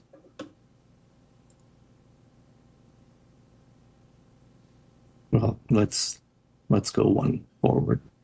There's one that you had that, yeah, there you go. So this is just kind of reinforcing, I think it was Supervisor Rosenberg who had said, we're not losing farmland. We're just not. So the spirit of the farmland preservation is ensuring that farmland is being farmed. And I was trying to get to the point of just trying to show that we're not losing farmland. And if we have some issue with the date or whether a house is a new house or an old house based upon that date and some other, kind of subjective decision, I just don't agree with it. So I'll just leave it at that. Thank you. Supervisor Jacobson, please. I just had a question. What we're waiting to hear on from DATCAP, I mean, that's essentially an advisory opinion from them saying to us, if you folks pass this, it either does or does not comply with state statute, correct? Yes, it's a requirement for them to sign off for us to have a certified ordinance. Right, but they're not signing off on anything at this point because they're going to tell us first and then we're going to take a vote, correct? That's up to I'll have Corp Counsel answer that because I think there's some discussion on what was passed out of ERC with some additional clarification and whether or not this board opts to pass that conditioned on the DATCAP's decision or the motion to postpone until we can receive DATCAP's position is truly up to this board. So I invite the Corp Counsel to answer. Sure, and you kind of stole my thunder there, but yeah, at this point, the board has the authority to pass this text amendment without hearing anything from DATCAP. As currently written, the draft ordinance does make the effectiveness of the ordinance contingent on DATCAP's approval. You don't have to have that in there. You could remove it. The concern, of course, is if DATCAP comes back after we've passed an ordinance and says, based upon this, you're no longer in compliance with state statute, and we're giving you a warning that we're going to decertify your farmland preservation ordinance, that could create some impacts as far as landowners in Marathon County being able to claim the farmland preservation tax credit. But we don't need DATCAP's approval to pass the ordinance. We do need it in order to have a certified farmland preservation ordinance. Right, and I understand the consequence. my question is as to whether this was going to be an advisory opinion from them or not is because then why on earth didn't we just ask them at the outset before we went through this entire process, wasted a ton of time in committee, 35 minutes tonight, and everything else we have going on? Why did we not just ask DATCP at the beginning if this was kosher? We did. We asked them at the beginning. They refused to provide an opinion until they heard whether the board was going to pass it or not. So they refused to provide an opinion. Exactly. Now that the board has directed ERC to craft an ordinance, then it appears that they are now willing to provide that advisory opinion. But yeah, your point is well taken. Well, then my aggravation's with them, so thanks for clearing that up. But it's just, it is unreal the amount of time then that the state of Wisconsin has wasted of Marathon County by not simply giving us some feedback. Any other discussion? Any other questions? Supervisor Cavalli. Thank you, Mr. Chair. So in light of that, thank you, Supervisor Jacobson, for bringing that up. Would it be prudent to put the vote off until we find out from NADCAP what their opinion is? I'll allow Corp Counsel to entertain that question. I think that's a policy decision for this board. I think certainly the least risky option is to have that advisory opinion from DATCAP in hand. The second least risky option is to have an ordinance contingent upon DATCAP's approval. The most risky option is to not say anything and hope that DATCAP approves it, but the consequences are what they may. That's really one of the decisions you're going to have to make, is whether you wait or not. And we don't really have an indication of whether we're going to get that opinion before Tuesday. So follow up. Go ahead. Is there any implication to us not voting on it this month and waiting till next month if it is next month, when we get that opinion? Hard to say. Depends on what your definition of implication is, because the biggest implication is that it's going to take another month to get a decision on this. And to some of the earlier points, it's been a very long and drawn out process. But as far as the impact legally on the county, I don't see a direct impact. It's a delay has impacts on the petitioner, and I can't speak to those, but that would be what I would say. One more follow-up, please. Please, go ahead. So in my opinion, I would not take that risk on their opinion yet, and I would encourage that we defer the vote until we get that opinion. Thank you. Okay, Supervisor Drabek, please. Thank you, Mr. Chair. See, I was just wondering, it talks about farm residence. What is classified as that? Could that be a mobile home? Could that be, a two-story house? Could that be a tent? I'm just wondering what all that could, entails.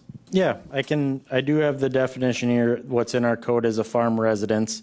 So it means any of the following structure that is located on a farm: a single-family duplex residence, a single-family or duplex residence that is the only residential structure on the farm or is occupied by any of the following: an owner or operator of the farm, a parent or child of an owner or operator of the farm, an individual who earns more than 50% of his or her gross income from the farm. So essentially, yes, a mobile home can be considered a farm residence. Supervisor Dickinson, please.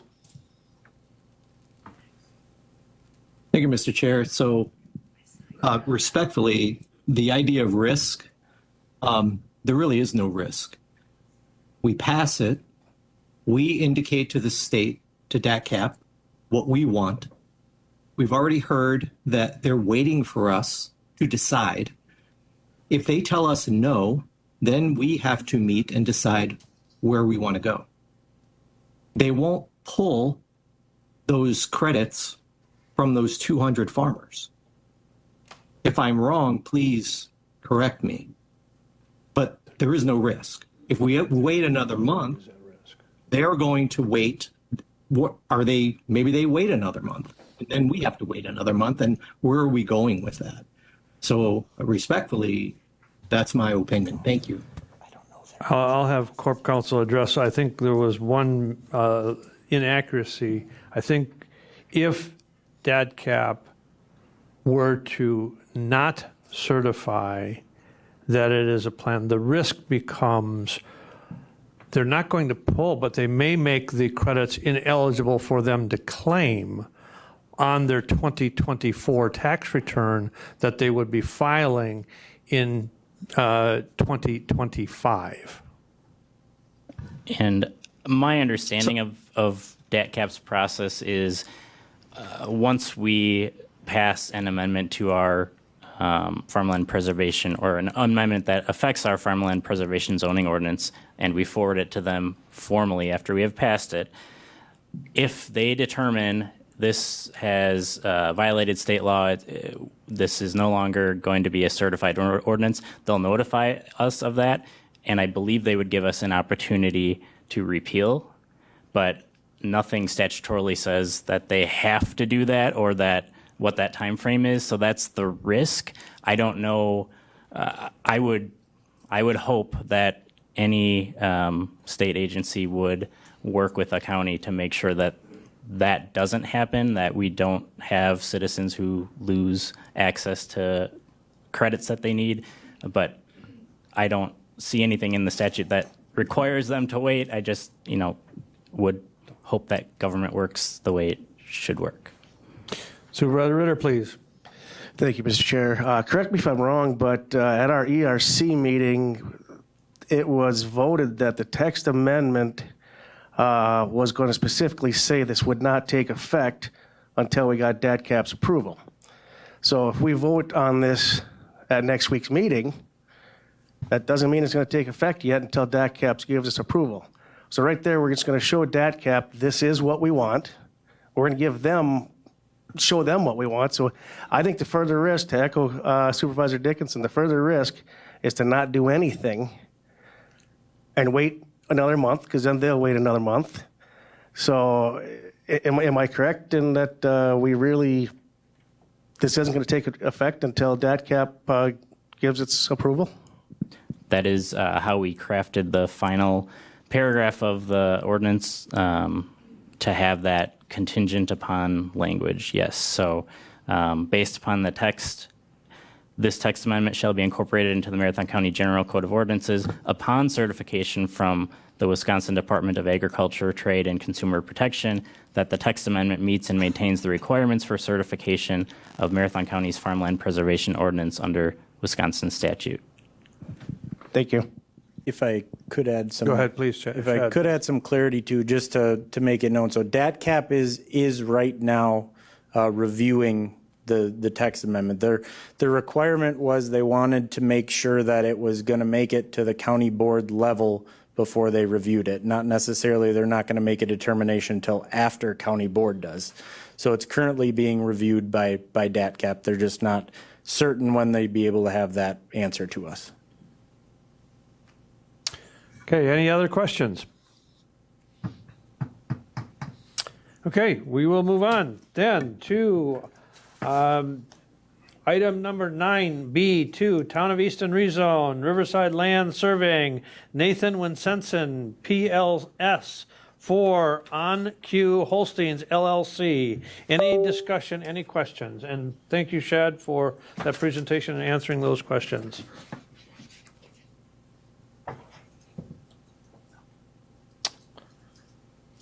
Okay, item 9B3, Town of Easton Rezone, Daniel and Linda Davis, ordinance 26-24. Any questions?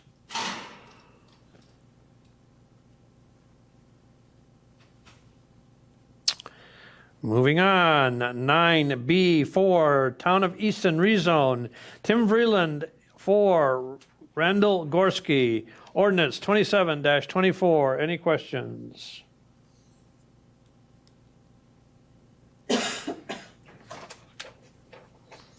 Item 9B5, Town of Hall rezone, Mike and Sue Goss, ordinance 28-24. Any questions?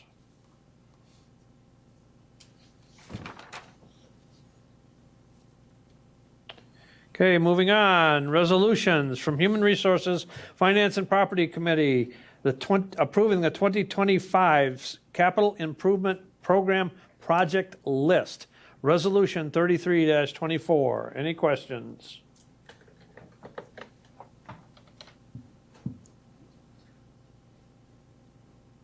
Again, this is just approval of the list. This is not approving any project particular, nor the funding that goes with it. Without the funding going with it, those projects are just, again, the project lists that have been submitted.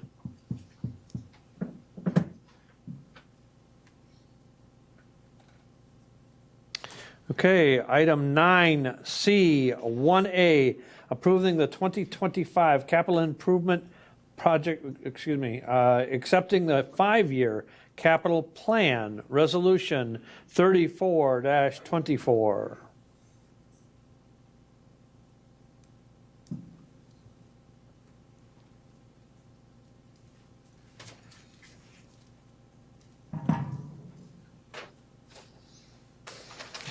Okay, moving on to item 9C2, Human Resources, Finance and Property Committee, and Public Safety Committee. Item 9C2A, abolish 1 FTE DA investigative and creative and create a 1 FTE deputy sheriff position within the sheriff's office by the way of an intergovernmental agency agreement between the district attorney's office and the sheriff's office, resolution 35-24.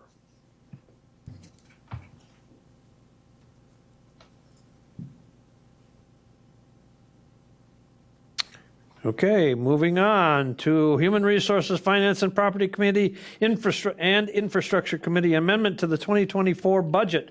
Transfer from Highway Reserve Funds for emergency culvert repair on County Highway O, Resolution 36-24. Any questions?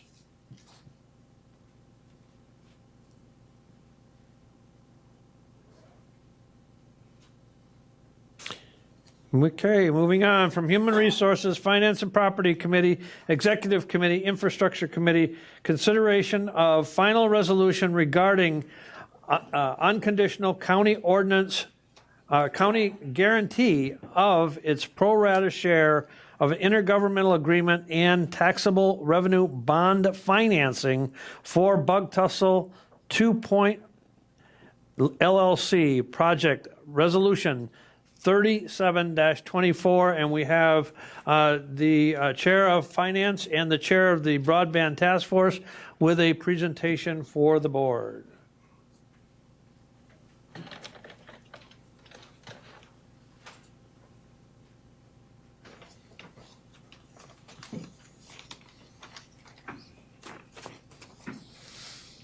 So before I begin, Eric Budlusky, who's a member of our Broadband Task Force, wanted to be here tonight, but couldn't, but did ask that I share with you his a letter. I'm writing to express my strong support for the expansion of rural broadband and fiber to the home infrastructure across Marathon County. Reliable high-speed internet access is no longer a luxury, but a necessity for our residents, businesses, and schools.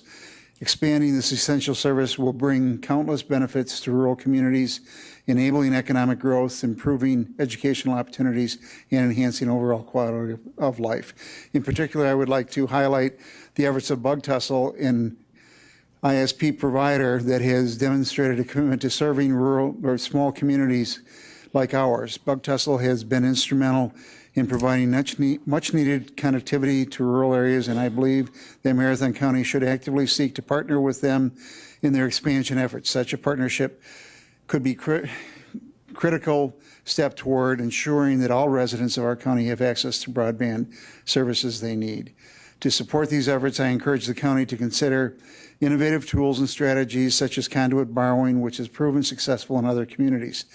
This approach not only facilitates the expansion of fiber networks, but also demonstrates a strong commitment from local government to support infrastructure improvements. I hope that the county board and the finance team will recognize the importance of these efforts and explore all available opportunities to expand rural broadband in Marathon County. A partnership with Bug Tussle and similar ISPs could be a key component in achieving our goal, and I urge you to consider this seriously, and I look forward to a future of our county's development. Thank you for your attention to this critical matter. I am confident that your support, we can make significant strides in bringing high-speed internet access to all comers of all corners of Marathon County. And Eric is an outstanding advocate for broadband and has a Facebook page. But I'd like to just tonight give some history. Where?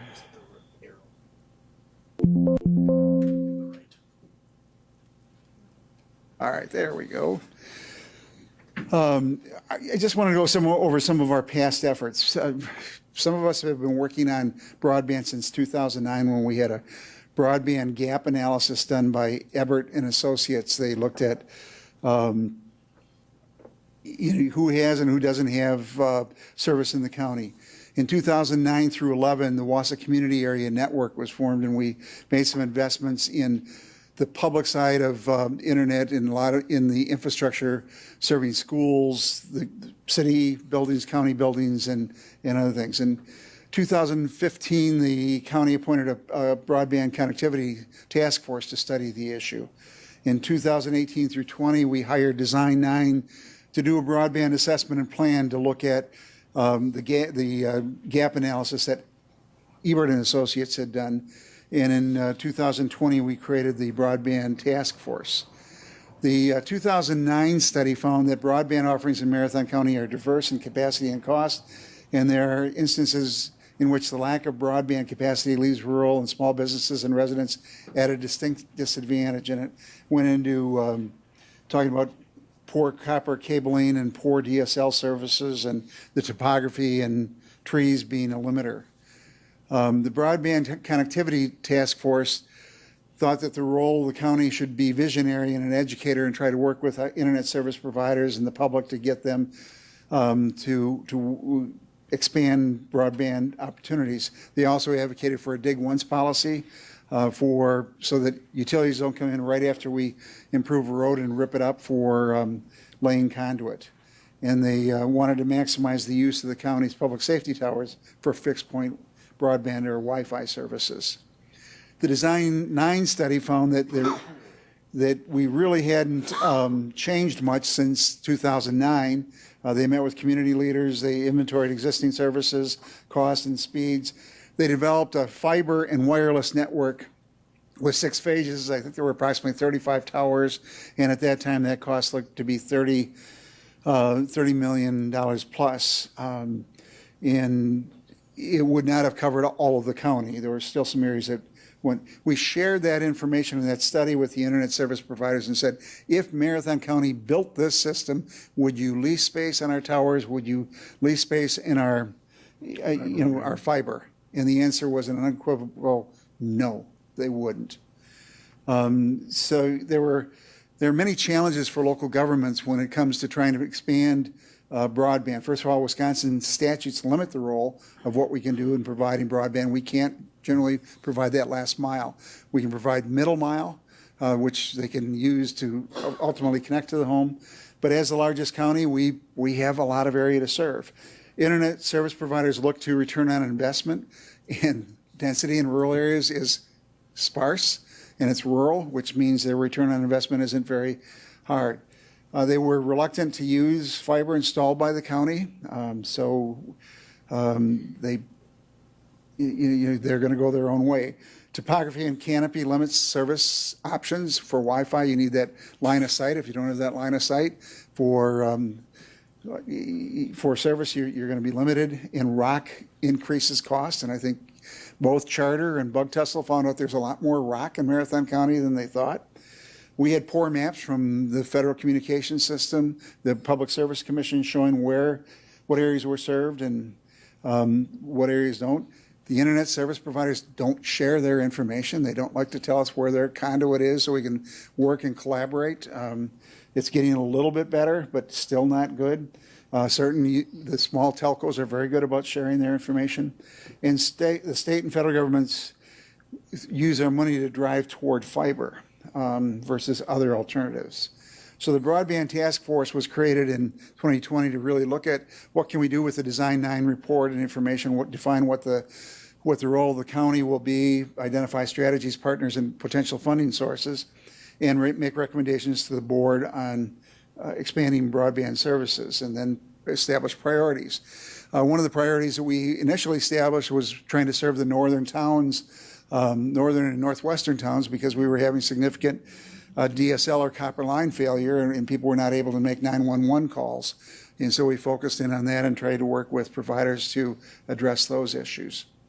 But we've also had a number of other past efforts. The federal government, through the Federal Communication System, had the Rural Digital Opportunity Fund, where they went out on a reverse auction, identified certain census tracts, and said to the providers, we will reimburse the person that requires the least amount of subsidy. So instead of giving them the most amount of money, they would sort of bid against each other and say, we would do it for 15 cents on the dollar. We'll come up with the other 85 cents.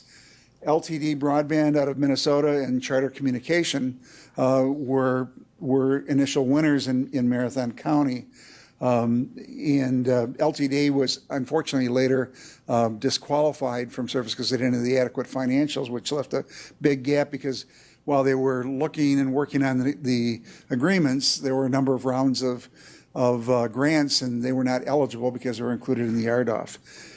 There was a CARES Act coming out of the pandemic that gave us money to create hotspots in libraries, and we created, purchased equipment, and we did some fiber runs to the Hatley Library and DC Everest Elementary School. We applied for or supported the application, because we can't apply, we have to rely on the internet service providers for funding through grant applications. We had established a minimum speed of 50 down and 10 up. On only Wittenberg-Taylor Serenity was funded. In 2021, the county put $250,000 in the Capital Improvement Fund for broadband expansion.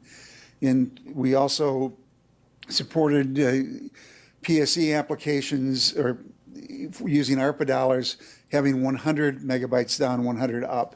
There were 4 ISPs and 5 applications. Only one was successful. Again, it was Serenity in the Norrie Pike Lake area. In 2021, we partnered with Charter on a National Telephonics Information Administration grant application that was unsuccessful to serve a large part of the county. In 2021, in November, we approved a conduit borrowing of joining 5 or 4 other counties for conduit borrowing, where $25 million was set aside for Marathon County for 16 towers and approximately 190 miles worth of fiber. We'll talk about that a little bit later. In 2022, we supported 3 applications for internet service providers, pledging ARPA dollars and making a loan commitment. 2 were successful, covering approximately 11,000 passings or units. In 2023, the county board again partnered with Frontier and Charter on 5 separate grant applications, none of which were funded. And in 2024, Frontier withdrew its PSE 2022 funding request, arguing that their cost had gone up and they couldn't do it. And Charter scaled back their RDOF area on the eastern side of the county by approximately 150 passings. So this represents the Rural Digital Opportunity Fund. The green represents that area that Charter is working on, and generally they've done most of the work on the western side of the county. They are now doing some work in the town of Texas. They have again requested from the feds the ability to not do all their work on the eastern side, but that work is advancing. The 2021 conduit bonding, and conduit bonding is not the county borrowing. It is the county allowing people to borrow in the private sector to access bonds at a lower rate. We guarantee their loans if in the event of default, but they have an issuer that is not us, and they have an arrangement. We did that in an exchange. Marathon County received an annual guaranteed fee equal to 40 basis points of the outstanding par amounts or the outstanding bonds they come to the county. That has resulted in our receiving $100,000 a year over the last couple of years. If there was a misstatement earlier, if we do a $12 million bond, that would be the 40 basis points on the amount that Bug Tussle would owe to us based upon the amount of outstanding money borrowing. They're using our guarantee to access lower interest rates, and by doing that, we are receiving a payment. In addition, we receive 44 strands of dark fiber for Marathon County use. Now, we have to pay to light that up, but what that means is that we can use that for law enforcement to connect the towers, to enhance our capability, and Deputy Chief Milhausen is in the back of the room, and he'll talk a little bit about that later, about how important that is. And we receive space on their towers for our use. On each of the towers, we can put our equipment, and that's come in handy when the DNR's tower in Dancy went down. Chief Deputy Milhausen will talk about that. This is these are the towers that, there are 16 towers that Bug Tussle was going to work. A number of them are live. Others are constructed and others are in the process. The fiber ring around the county represent this. The area in blue, the higher density area, is the Public Service Commission grant that they received, that Bug Tussle received funding for in 2022. In the 2022 resolution, we had a provision in there that read, "Now therefore be further resolved that the Marathon County Human Resources Finance and Property Committee and the Marathon County Executive Committee and the Marathon County Board authorize county officials to make available low-interest loans available to PSE grant applications whose proposed use of the grant funds will benefit Marathon County for the non-Public Service Commission and non-county share of the project costs with the terms and conditions as defined by the Marathon County Broadband Task Force." That was to allow the county to look at options. We were considering the use of ARPA funds. Unfortunately, we found out that ARPA could not be used as a loan because it would extend beyond the 2026 deadline. So then we evaluated a number of other options, including the use of fund balance and conduit bonding. The grant application by Bug Tussle specifically addressed the Marathon County loan to Bug Tussle Wireless, and this is what went to the PSC, and which is why the PSC approved that. We had a forgivable loan component of that of $142,175 based upon $235 per passing, which is something that we committed to all of the applicants, whether it was Serenity, Frontier, or Bug Tussle. To put things in perspective, this was the area that was going to be served by Frontier, and they walked away from that in June of this year. And they argued in their communications with the Public Service Commission that macroeconomic factors, including inflation, since the original project conception, significantly increased the cost of materials and labor, was the reason that they withdrew it. I think their costs went up $13 million during that period of time, and they just didn't feel as if they could cover it. The Fiber Broadband Association, in a 2023 report, said that 46% of the survey respondents reported significant cost increases. In building in rocky areas cost twice as much as non-rocky areas, and that labor represents 2/3 of the cost. So this is a map of Marathon County. If you look carefully, and we'll share this presentation with you, we put all the supervisory districts in there, but the dots in there reflect those areas that are unserved or underserved in Marathon County. Unserved means that they have a speed of less than 25 megabytes down, 3 up. Underserved means that they have a speed of less than 120. And the PSE and the FCC consider those minimums going forward because every year the utilization is increasing approximately 30%. If you put in the Frontier area, we have about 9,000, just under 9,000 and underserved homes in Marathon County that are, and the Bug Tussle numbers are not in that. I think So we have a lot of work to do in the county. So Bug Tussle's ask was for an additional $5 million to complete the 2021 fiber loop project. $3 million to fulfill the commitment on the 2022 PSE grant, and up to $4 million of capitalized interest, debt reserve, and issuance cost. And I apologize, we edited earlier and deleted some language. But there are guarantees, and we are not, again, the issuer. We are lending them the access to our guarantee that in the case they default, that they will be covered. And in exchange, we get the 40 basis points. But we have, under the leasehold mortgage section, pages 394 to 404, protections. Our bond counsel, Quarles and Brady, our financial advisor, PFA, have reviewed this and opined, and there are protections in there. And we are basically the first lien on all of the property, so if they default, we take over the property and we control the property going forward. There are 9 other counties that are now considering resolutions to join the conduit borrowing up to $109 million, 12 of which is planned for Marathon County, and going forward. And one of the provisions in there is 30 years. It's a 30-year loan. One of the reasons why we're here tonight and we still have 9,000 unserved or underserved areas is that these are areas where there's a low rate of return on investment. The internet service providers aren't rushing out there to do the work. And we saw no improvement between 2009 and 2020, and then the federal dollars started rolling in, the state dollars started rolling in. We made some progress, but we still have areas of the county where we have a significant need.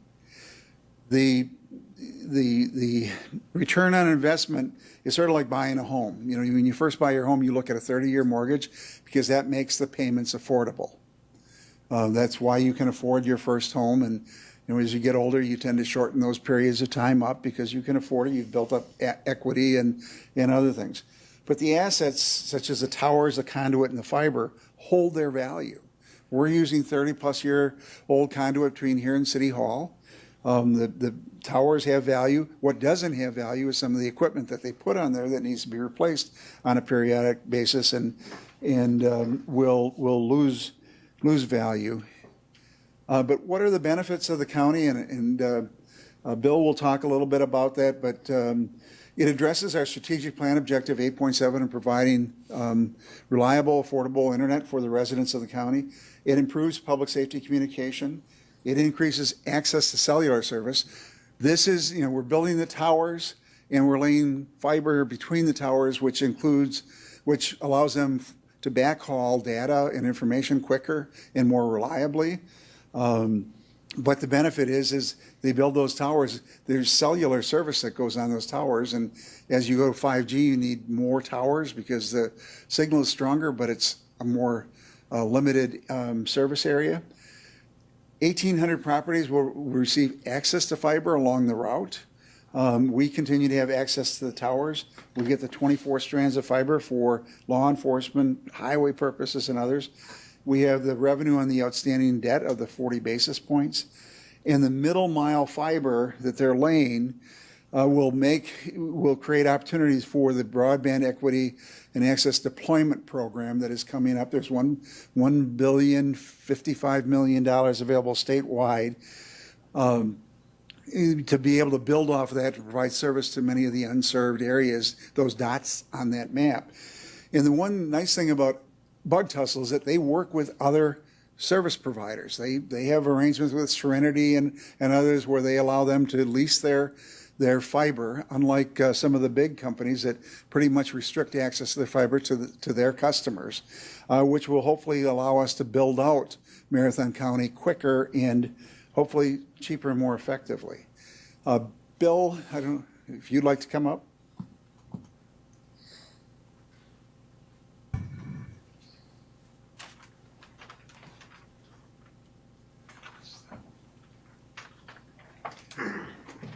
Thank you, Supervisor Robinson. Thank you, Chair Gibbs. I guess I'm just going to kind of go back back when this was going on in 2017, I wore a different hat. I was the captain of the communication division and was intimately involved with the discussions as it relates to Bug Tussle coming in, the additional tower sites, because at the same time we were talking about the need for increased communication towers in spots throughout Marathon County for public service usage, for our 911 center, for our radio communication, our paging system, for our fire and ambulance. Where we were looking at that time, and now the current calculations is for us to build our own tower with our own communication system on it is about $2 million per tower. When Bug Tussle was coming in, we were involved with trying to route the fiber berry in areas that were going to benefit Marathon County's public safety telecommunication network, mainly our 17 tower sites. How can that be laid so that we could benefit from that? I'm not going to try and get too far in the weeds, but you need to understand some of our tower infrastructure to understand the significance in the cooperation with Bug Tussle. We have a microwave system on our tower sites, and that microwave isn't something that you cook your food in. It's something that transmits radio and data. And the radio infrastructure is something that at the time is failing, and we did not have redundancy on it. So we took care of that initial issue, and we fixed the redundancy so that if we had a failure, we could backhaul. The best practice in the industry is that you use fiber. Fiber is much more robust. We can push more through it faster, but we don't want to give up our microwave. We need something, especially when we're looking at a 5.9 system for public safety, you have to have a backup plan. Why that's important is when we started working with our radio provider, Raycom, we brought them into the conversation with Bug Tussle about what made sense to get fiber, to convert to fiber at all of our primary tower sites and not rely first on microwave, but first on fiber. So that's what we went with our long-term strategic plan. So Marathon County has not opted to build any new tower sites because of this cooperative effort with Bug Tussle. We also just recently, the end of last year, or first part of this year, signed another 5-year contract with Raycom. When that contract was negotiated for 5 more years, it was based off of the knowledge of the agreement or the cooperation with Bug Tussle and what our plan was going forward there. We spend $600,000 a year on the contract with Raycom, and there were steps built into that contract along those 5 years to build out our radio infrastructure planning that we would be going with fiber at the Bug Tussle sites, and that in that agreement, Bug Tussle was to let us go and put our radio equipment on 3 of their towers that they already put up. We're looking at one in the town of Hewitt and one up in the town of Hamburg. And as Supervisor Robinson referenced, unfortunately, and some of you were here and know that we had an issue where we were on a tower down in Dancy. It was the DNR tower, and that tower's infrastructure was in failure, and we had to get off that tower or build our own. And 9/10 of a mile down the road, Bug Tussle, through that initial map that we drew, was building a tower. We currently are live on that tower, and the cost to Marathon County was $371,000, not the $2 million, because we didn't have to do archaeological studies and tower studies and build the actual tower and all that. So I guess that's kind of just an overview of the importance that is to the emergency radio and paging system in Marathon County, and some history as to what we relied upon making our plans long-term for Marathon County. If Bug Tussle's not able to continue and to meet those marks of getting the fiber to our tower sites that we were anticipating, we're going to have to go back and revisit what Marathon County is going to do for our infrastructure needs, for our radio communication needs. Do you want to talk about dispatch and 911? Drop calls. Yeah, so the 911 center, we handle about close to 4,000 911 calls a month in the 911 center. And we obviously, Marathon County is very large, and we have a lot of challenges with our geographic layout. And so trying to place these towers so that we don't lose calls, or if they're in an area, we've got software that we can ping a location to a matter of a couple of feet now, if we have towers close by. Bug Tussle's towers that they're putting up are giving us that ability. We've already utilized some of those. As far as passerbys going through, they don't know where they're at coming through Marathon County. We have 2 major arteries going through our county, and people will call in on a 911 and they can't tell you where they're at. So we rely on being able to locate them, and that's all based off of tower location. And the better infrastructure we have in that, and the more connectivity we have, the easier it is for us to pinpoint. I can tell one success story that we had in the northeast part of the county. We had a hunter fall out of a tree stand and was able to dial 911 just by holding the button long enough. He couldn't actually do anything other than that, and it called in, and he couldn't even talk. And we had just gone live with the software that gives us the ability to hone in on where somebody is, and the dispatcher was able to literally say, okay, you guys walk the direction you're going, because they were watching the deputies as they were going, keep walking the way you're going, and in the next 5 feet you should find him. And they did. I mean, they literally walked them right through there. Without towers and infrastructure, you can't do that. And I think, most people know that and know what the technology does. Yeah, we currently have some major challenges. The 2 spots that I talk about, that is the town of Texas. It's no secret to anybody who's been around county government for any length of time here in Marathon County. Town of Texas, we have a lot of struggles with our paging system, with getting pages out. So we use a backup system of I Am Responding so that we have a backup for them. Everybody uses that in the county also. But that's why the Hewitt Tower propagation studies are being done. As long as we know that's what's going to happen, propagation studies are planned to be done by our radio provider, Raycom. I would never sit up here and tell you that we're going to make the town of Texas perfect, because we can't. You can't make it perfect with cellular because you're going to overlap, which overlap is just as bad as not having anything. It pushes the signal down and out, and it doesn't work. So it will make it better, but we have to watch because of Rib Mountain. We can't push too much off of Rib Mountain and too much from Hewitt. And if we overlap the town of Texas, we run the risk of doing the same thing we do now, not having the coverage. So it would get better. It wouldn't be 100%. We also have the same struggle up in Hamburg. There again, with the hills going across Highway A and up in that north central part of the county, a lot of challenges there as well. So they have put, I can't remember the exact location. I want to say it's pretty close to the Hamburg Fire Department. They put a tower up, and can't remember exactly. Are you going to challenge how long I've been off the road? Yeah, so it should be that green one that's just west or east of Athens up there.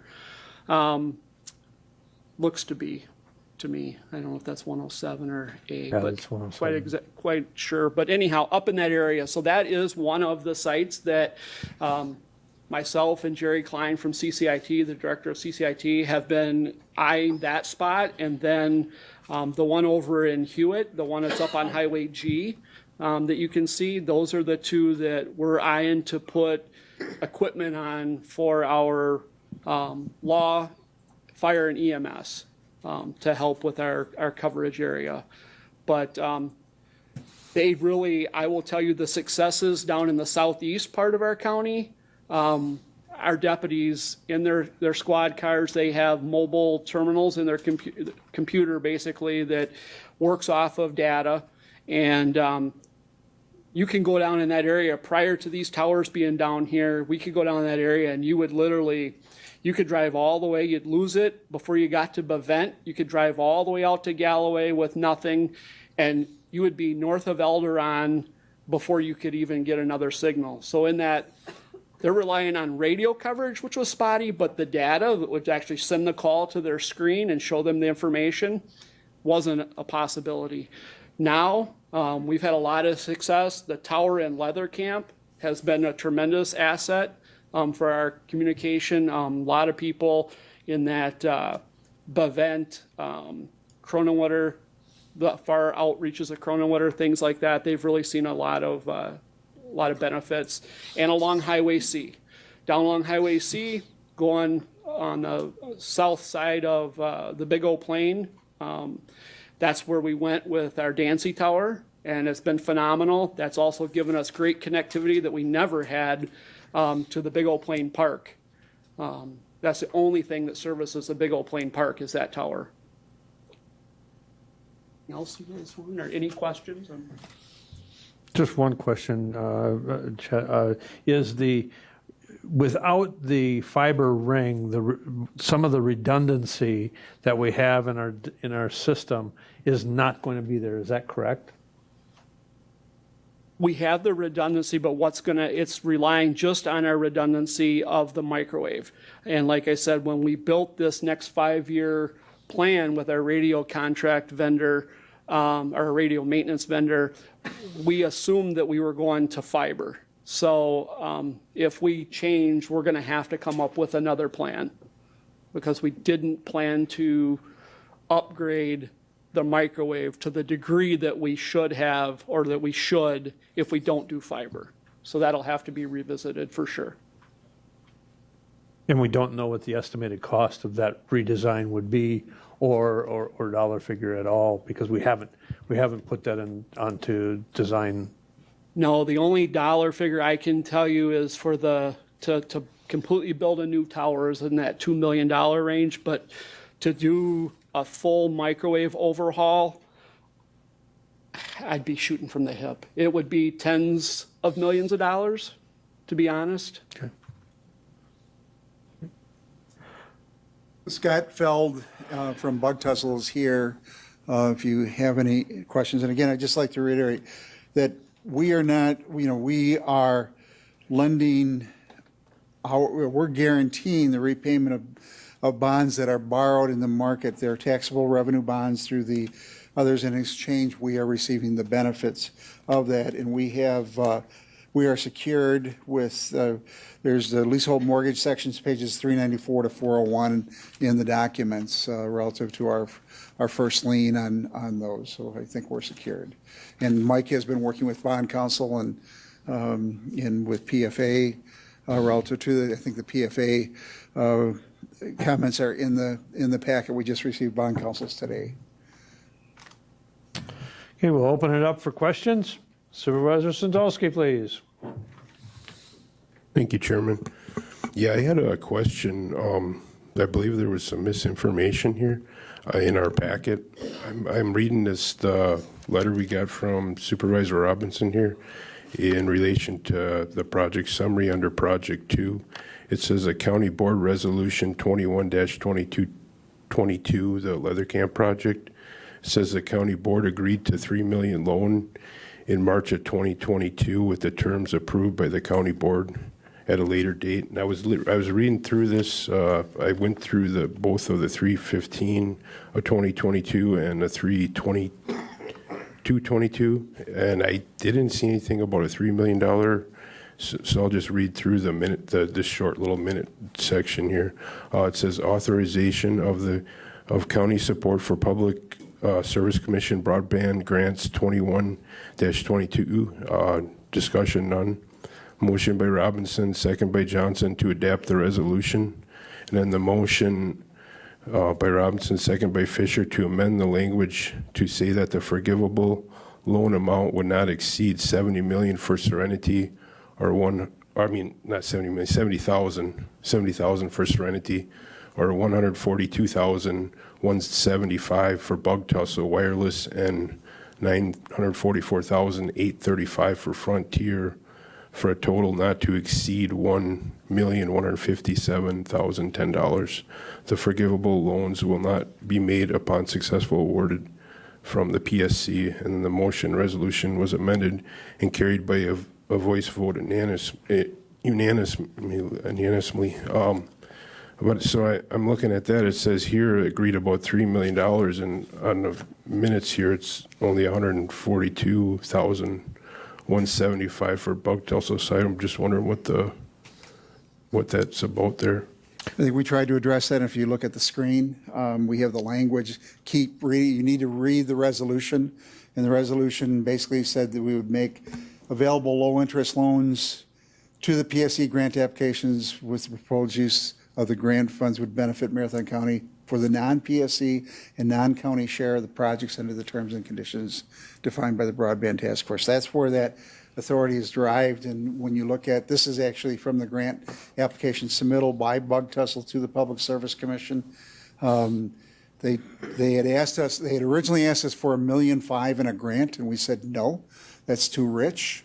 So we went to we had discussions, and we said we would be willing to look at a loan. We originally were looking at the American Rescue Plan Act. That's what went through the Broadband Task Force, the Infrastructure Committee, and others. And then we were working with Wisconsin Counties Association Council, Andy Phillips, and we got a determination that we couldn't do that because the loan would have gone beyond December 31st of 2026. We then had extensive discussions with Bug Tussle about whether to fund it through fund balance. And we decided that that was not a good use of fund balance given the 30 years, and they came back with conduit bonding. And that is what's before you today for approval. But the intent was to make a loan available. Bug Tussle is the only one that asked for the conduit bonding or for the loan. Others ask for grants. That's why only Bug Tussle is before you. But we have typically, before grant rounds, sat down with any and all internet service providers and saying, where can we work with you? How can we support you? But the reason we froze those dollars in there is Frontier in particular. They started out with 4,622, and then they went to 6,000, then 10,000, and we wanted to lock in what the county's commitment was, specifically because of Frontier's numbers changing. And we basically fixed that number at the original amount that that the Infrastructure and Broadband Committee had agreed to at that 4,600, approximately 22. Don't hold me to that exact number, but that's one of the reasons we put it in there, and we wanted a little bit more definition. But that's a forgivable loan, which means we pay it at the end when the construction is done, which we've always done to make sure that we get the work done. In the case of the conduit borrowing, we only it's a reimbursement program. It's not, we don't give them the money. They submit the bills for the work that they've done, and then we will reimburse them. But we do not just go out and let them borrow and access the money. There are reviews that Administrator Leonard and Jerry Klein and others have been involved in to make sure that our assets are protected, so that if we do need to foreclose, should that unfortunate event ever occur, that we have sufficient assets to back up any commitment that we have. So I think that you need to read the resolution in its entirety, and the amendment was there for a reason. Other questions?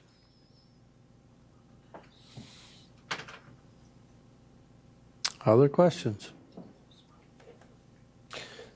Supervisor Jensen, please. Thank you, Chair.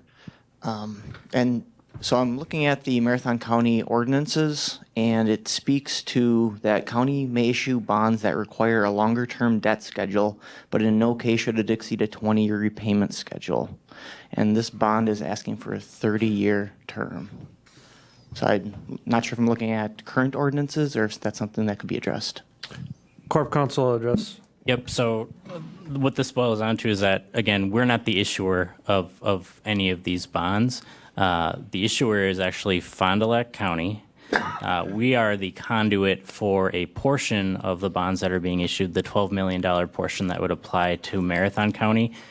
What that means for us being the conduit is that we're guaranteeing that if Bug Tussle and their parent company both default on repaying those bonds, we would guarantee that they get repaid. So because of our guarantee, Bug Tussle then gets access to better rates than they would on the private market. But we're not the issuer, and so that's the basic answer to the question. Okay, thank you.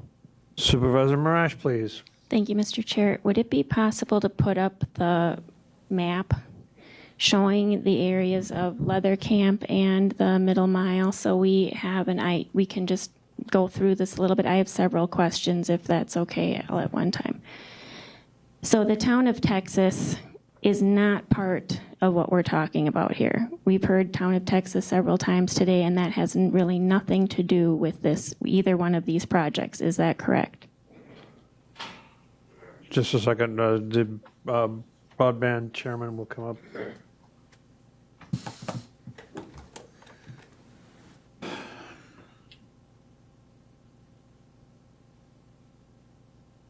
Good for the right map. So town of Texas is one of the areas in the orange, and that would be part of that town will be served through the RDOF, the Rural Digital Opportunity Fund, map by charter. They continue to have needs. Again, all those purple dots, and that was before Frontier pulled out. There are some areas that are outside. The RDOF area is reflected in this map. So this map reflects areas where there are, what is the correct term, Aaron? The enforceable funding agreements, which would include the Rural Digital Opportunity Fund from the feds. There are some grants that were issued to like TDS and other telephone companies to build out.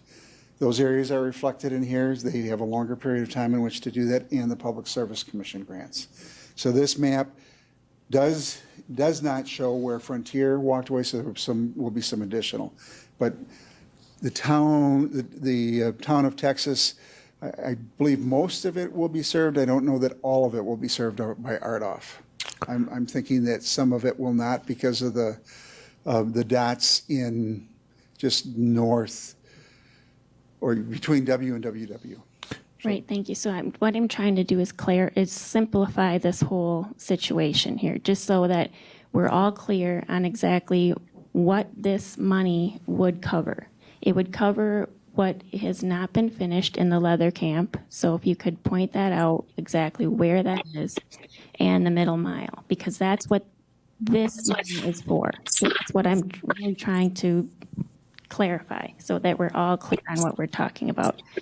And yes, please. So the area in blue, the more densely drawn area in blue in Croninwater, Knowlton, and Gunther is the Leather Camp project. So that is 636 OSLs or areas, and then the fiber network is the fiber has been laid in. What they do is they lay the conduit, and then they come back and they do the fiber. They pull the fiber through, and then they connect it to the home. So we have fiber in portions of the county. We have conduit in other portions, and they're still working on others. I think there is some conduit. They have been working on the Leather Camp because they have to get that done this calendar year as part of the PSC grant. So it's important to get it done. Okay, so town of Texas is not involved in this, and what the town of Hamburg is not either, because we heard a lot about the microwave towers with Chief Deputy Milhausen, and I understand how important all of that is, but that's not necessarily Not true. involved in this project, correct? there is fiber that runs through some of those communities and touches them, which they can build off of. Will they directly benefit from them? I believe Hamburg will. I think AT&T through their RDOF, the area in the area in Lime Green is Charter. The area in Orange was the LTD, the unsuccessful one. So they have put fiber in most of some of those towns, not all of the towns. So I can't answer with 100% certainty that there will be no fiber and there are no gaps in those towns. But through RDOF, again, we've been building. They're not reflected. Those communities in OSLs are not reflected in the 9,000 number that's still underserved. Okay, and then is it true or false that these projects will complete? It'll just take longer if this doesn't pass. They will be completed, it will just take longer. Is that true or false? I'm going to leave that to Scott Felt to answer. So Scott Felty has responded, and because people haven't been able to hear, he doesn't have a mic. He said it will be delayed significantly. And we have no idea what that means. Pardon me? What does significantly mean? Months, years? Scott, if you would, please. Thank you. Yes, Supervisor. When we say delayed significantly, then what we're talking about is we're now having a project that is not funded. And so what would happen is over time, from the revenues that we would generate from other projects, we would then have to try to use that money to bring about the finishing of this project. When those revenues would be available, we cannot give you any certain date because, again, specifically for the Leather Camp project, when we put in the application, it was our understanding that there would be a local match, portion of it being the ARPA dollars and a portion of it being a loan, that $3 million would match the $3 million for the PSC. The additional money that we're asking to finish up the fiber loop because of the additional rock and delay because of the rock, that is also to finish the fiber loop project. We hope to have all of that done by the end of the calendar year, which is why we have so many crews in there. So we're going on good faith that we believe those things would happen, but if not, then we would be paying for a project of which we aren't able to generate revenue because we do not have the funds to be able to complete the project. Thank you. My last question is, will this affect our Moody credit rating at all? Mike, you want to answer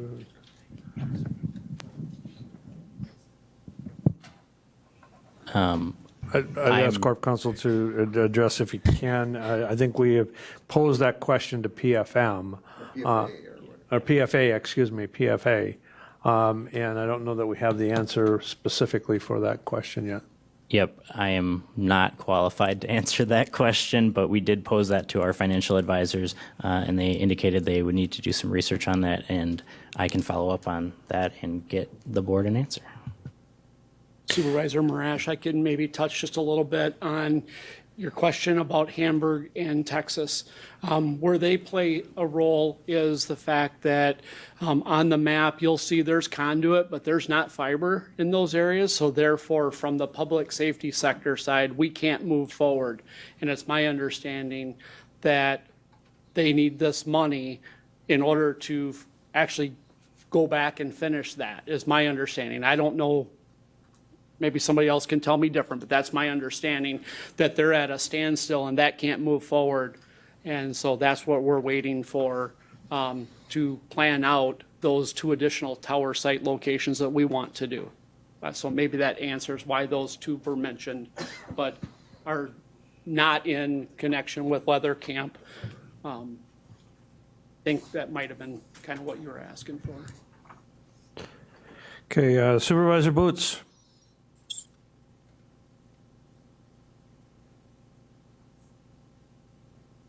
Supervisor Boots, you might be muted.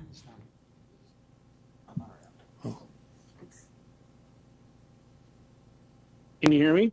Now I can hear you. Go ahead, please. All right, thank you. So, yeah, I did some fast research today, and I did something that I typically don't do. Actually, I've never done it. And we have a site down in Texas Wausau neighborhood. And I put a pretty generic thing out there because I just wanted to get input from the community, not really saying what was going on tonight, because I just wanted to see, and I would like to read that real quickly. It was, good afternoon.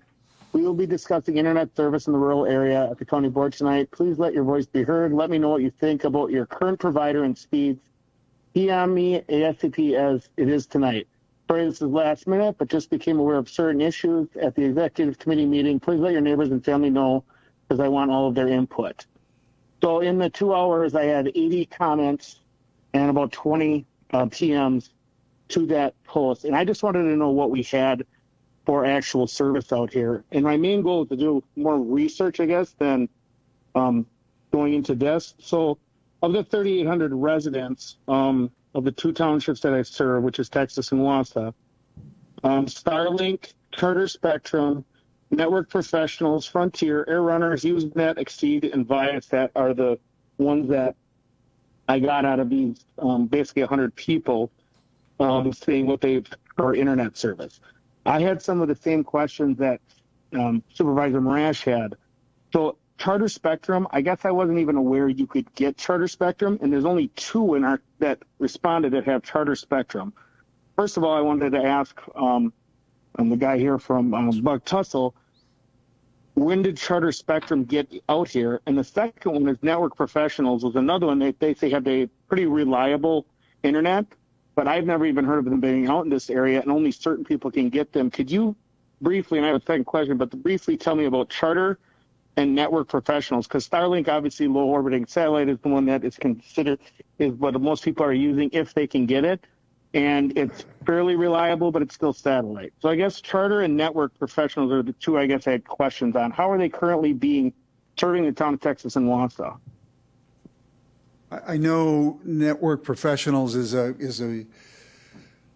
Wi-Fi company, and I know they have some issues. We had worked with Damian Sweeney, the owner, and we thought he was going to submit a grant application in one of the early rounds. He did not, but they rely on line of sight, in towers and pole silos and other things to bounce signals off of to get the service. Spectrum is in that area as part of the RDOF and their build out. And Aaron, please correct me, but I thought they were doing some of that work this year.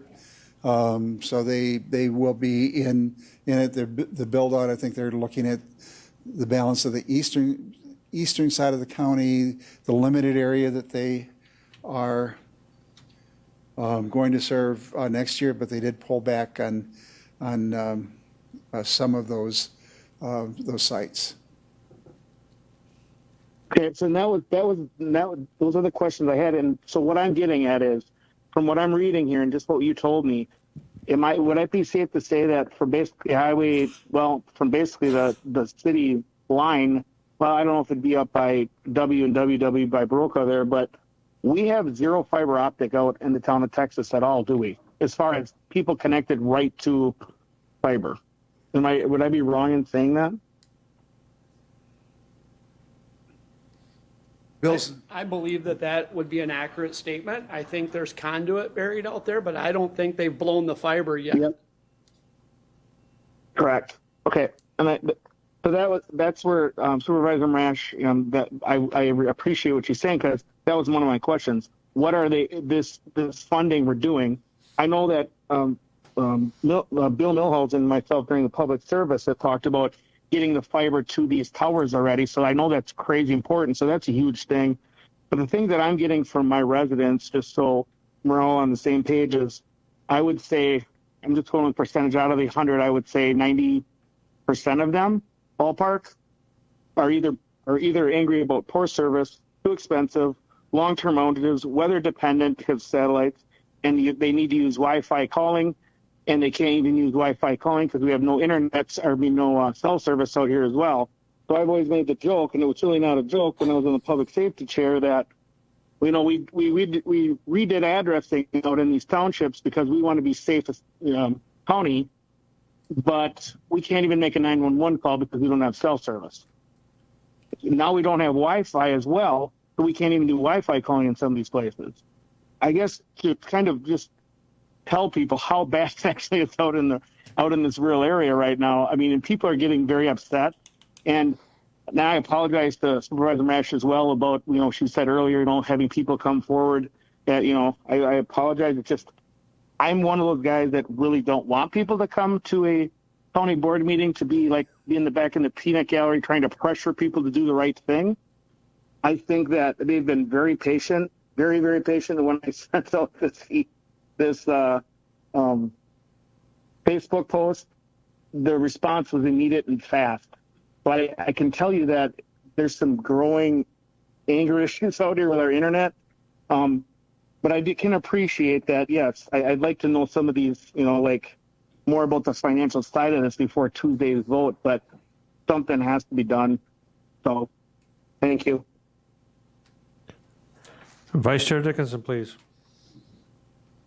Thank you, Mr. Chair. So I was going to ask a similar question that Supervisor Marash had asked, and that was about this idea of being delayed significantly. I think it's fair to say that the project will go forward. I think that's what we've heard. It's just a question of timing. And that's in our FAQ, that is in all these committee packets. I will say this too. I would encourage other people to watch the other meetings like HO Finance and Infrastructure, the exec committee, to see the different discussions. And one of the things, respectfully, that I find a little bit interesting about tonight's meeting is this is the first time in those meetings where we've heard significantly from the Sheriff's Department. So I would encourage us in the future to make sure that our presentations are pretty consistent among all of our committee meetings, that we have similar data, for example, as well. I also have in front of me a Bug Tussle handout that has towers and fiber lines and locations that wasn't in this packet and wasn't in other packets. So I think we can do a better job at that. Another comment, the initial resolution states that we were going to use ARPA dollars. We agreed back in 2022 to approve this project, the Leather Camp, with ARPA dollars. We never approved really anything else. And here's the question for Sheriff's Department. So are the number of towers and fiber promised by Bug Tussle sufficient for your needs? And then I have a follow-up after that.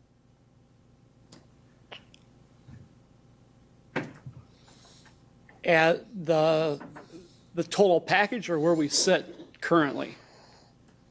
What is proposed as a total package? We believe that will meet our needs. It goes by our critical tower sites and would enable us to move towards fiber as a primary at those critical sites. And it would allow us, of course, we would need to, like we did with Dancy, we would need to come before the board about adding the equipment to those two towers. And that was part of the talk. That would be at a much reduced rate as opposed to building our own tower. So we would need, like I said, Dancy was 371,000. So we would need to add equipment to the Hewitt and the Hamburg tower that we select in that area once they're up and live, and we can do propagation studies to find out what really is going to be beneficial, because there's a couple different tower locations that we could select from out in that area. Okay, so then you mentioned about the $2 million for a tower, said towers, whatever that was what it was. If this does not go through, with Bug Tussle saying it's going to be delayed, are you suggesting that the Sheriff's Department would want to come back to the board to ask for more money to build towers and fiber before they complete it? I think I would probably come back to the board with a better prepared educational discussion about what that would look like, and the implications of the 5-year contract that we just signed with Raycom, and where that'll leave us at the end of that 5-year term in 2028 into 29. if those connectivities don't happen, we're going to have to make some very large financial decisions about what we do at that point, because by that time we will need to do a microwave overhaul if we stay with microwave as our primary. Here today, I'm not prepared to, I guess, make that argument, if you will. I would want to be better That's fine. prepared as to what that would look like and get some true numbers. The last real numbers I got was when we were looking at possibly building the Dancy Tower. And that was right around $1,750,000 to do that tower. So by the time we get around to it, I would easily think $2 million. Yeah, and I appreciate that. And the last comment I'll say is, if we're still going to get a project done, but it's going to be delayed, I would be very hesitant to move forward with additional funding in that regard. Just realizing that I have not heard at any point I have not been given at any point any significant data to show that our public safety is significantly affected. And I'm talking about data like 911 calls dropped or anything like that. And I'm not trying to put you on the spot. That's something I'm trying to do. But we have to make decisions now, even though, like you had suggested, you might have to make a decision later. But thank you. Any other questions? I guess the one comment that I think needs to be at least understood is if there's a significant delay, we know that there's going to be an opportunity for companies coming up that the federal government has provided $1 billion for the state as a whole for broadband and broadband expansion. If we delay this project, or if this project gets delayed because we don't provide the additional funding, I will say that this might be a pretty accurate statement, that if that significant delay exceeds the application period for BEAD, that Bug Tussle will not be able to access BEAD grant funding to go into some of these areas that off of the fiber ring to provide final mile to those homes that currently now are just getting final mile when they're going past the fiber. But the future expansion is, I think, in Bug Tussle's business plan, is to be able to potentially access BEAD grant funding. And if the county doesn't, that $1 billion is going to go somewhere in the state. It's going to go somewhere in the state. And I think, we will miss an opportunity potentially to assist this company in delivering services to the residents. Any other discussion? Mr. Klein. Thank you, Chair Gibbs. Just wanted, John, could you possibly bring up the map? It's slide 13 or 14 in your PowerPoint. It has the Bug Tussle fiber and then the Bug Tussle tower. If you could bring up the fiber one first, please. I just wanted to clarify two quick things. Go ahead. Thank you. So that, if you look up in the town of Hamburg area and the town of Texas area, you see that's in orange and green in there. That is, that's part of the Middle Mile Fiber Project, but anyone along that route is going to be, as soon as that's lit up, anyone along that route would be eligible for fiber to the home. So that would be serving people in the town of Hamburg, Bern, all along that area in green, and then somewhat into Texas on that fiber route as well. And then second, John, if you could go back to the slide right before it with the towers, please. Thank you. If you look up there, those towers in green are towers that are already lit up.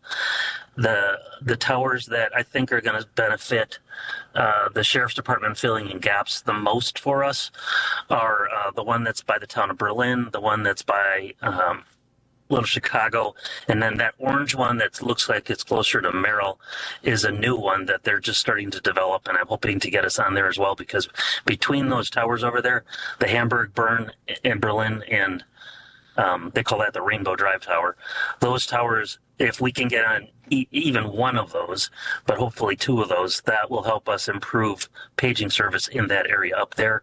And then we'll likely use their towers to bleed into that town of Texas and town of Hewitt area that Chief Deputy Milhausen was talking about. So I hope that helps clarify how the bug tussle project affects those two particular areas. Thank you. Other discussion, other questions? Okay. Supervisor Boots. Supervisor Boots, go ahead, please. I would just like to say I'm very, very confused at the whole "let's just wait" attitude. We've been waiting since. I thought that we'd maybe learn from the Trump, but didn't. I'm very confused. I'm very disappointed actually, because much like the chairman talked about from out in this area, electrification was a thing. It's no different right now. Farmers, people that are working from home. I have several. You can look on Facebook. I can even send it. I'll bring it Tuesday to show people. People are frustrated. They're trying to work from home. They can't. Trying to get their kids online. Can't. And we're just going to wait and see what happens. So that's it. That's all I got. Okay, any other discussion? All right, moving on. We are down to item number 10, announcements and or requests. Any announcements or requests? All right, seeing none, we're down to number 11. What is your pleasure? Motion by Supervisor Covelli, second by Supervisor Kroll to adjourn. Any discussion? All those in favor of adjournment signify by saying aye. Aye. Opposed? Aye. Motion carried. Thank you.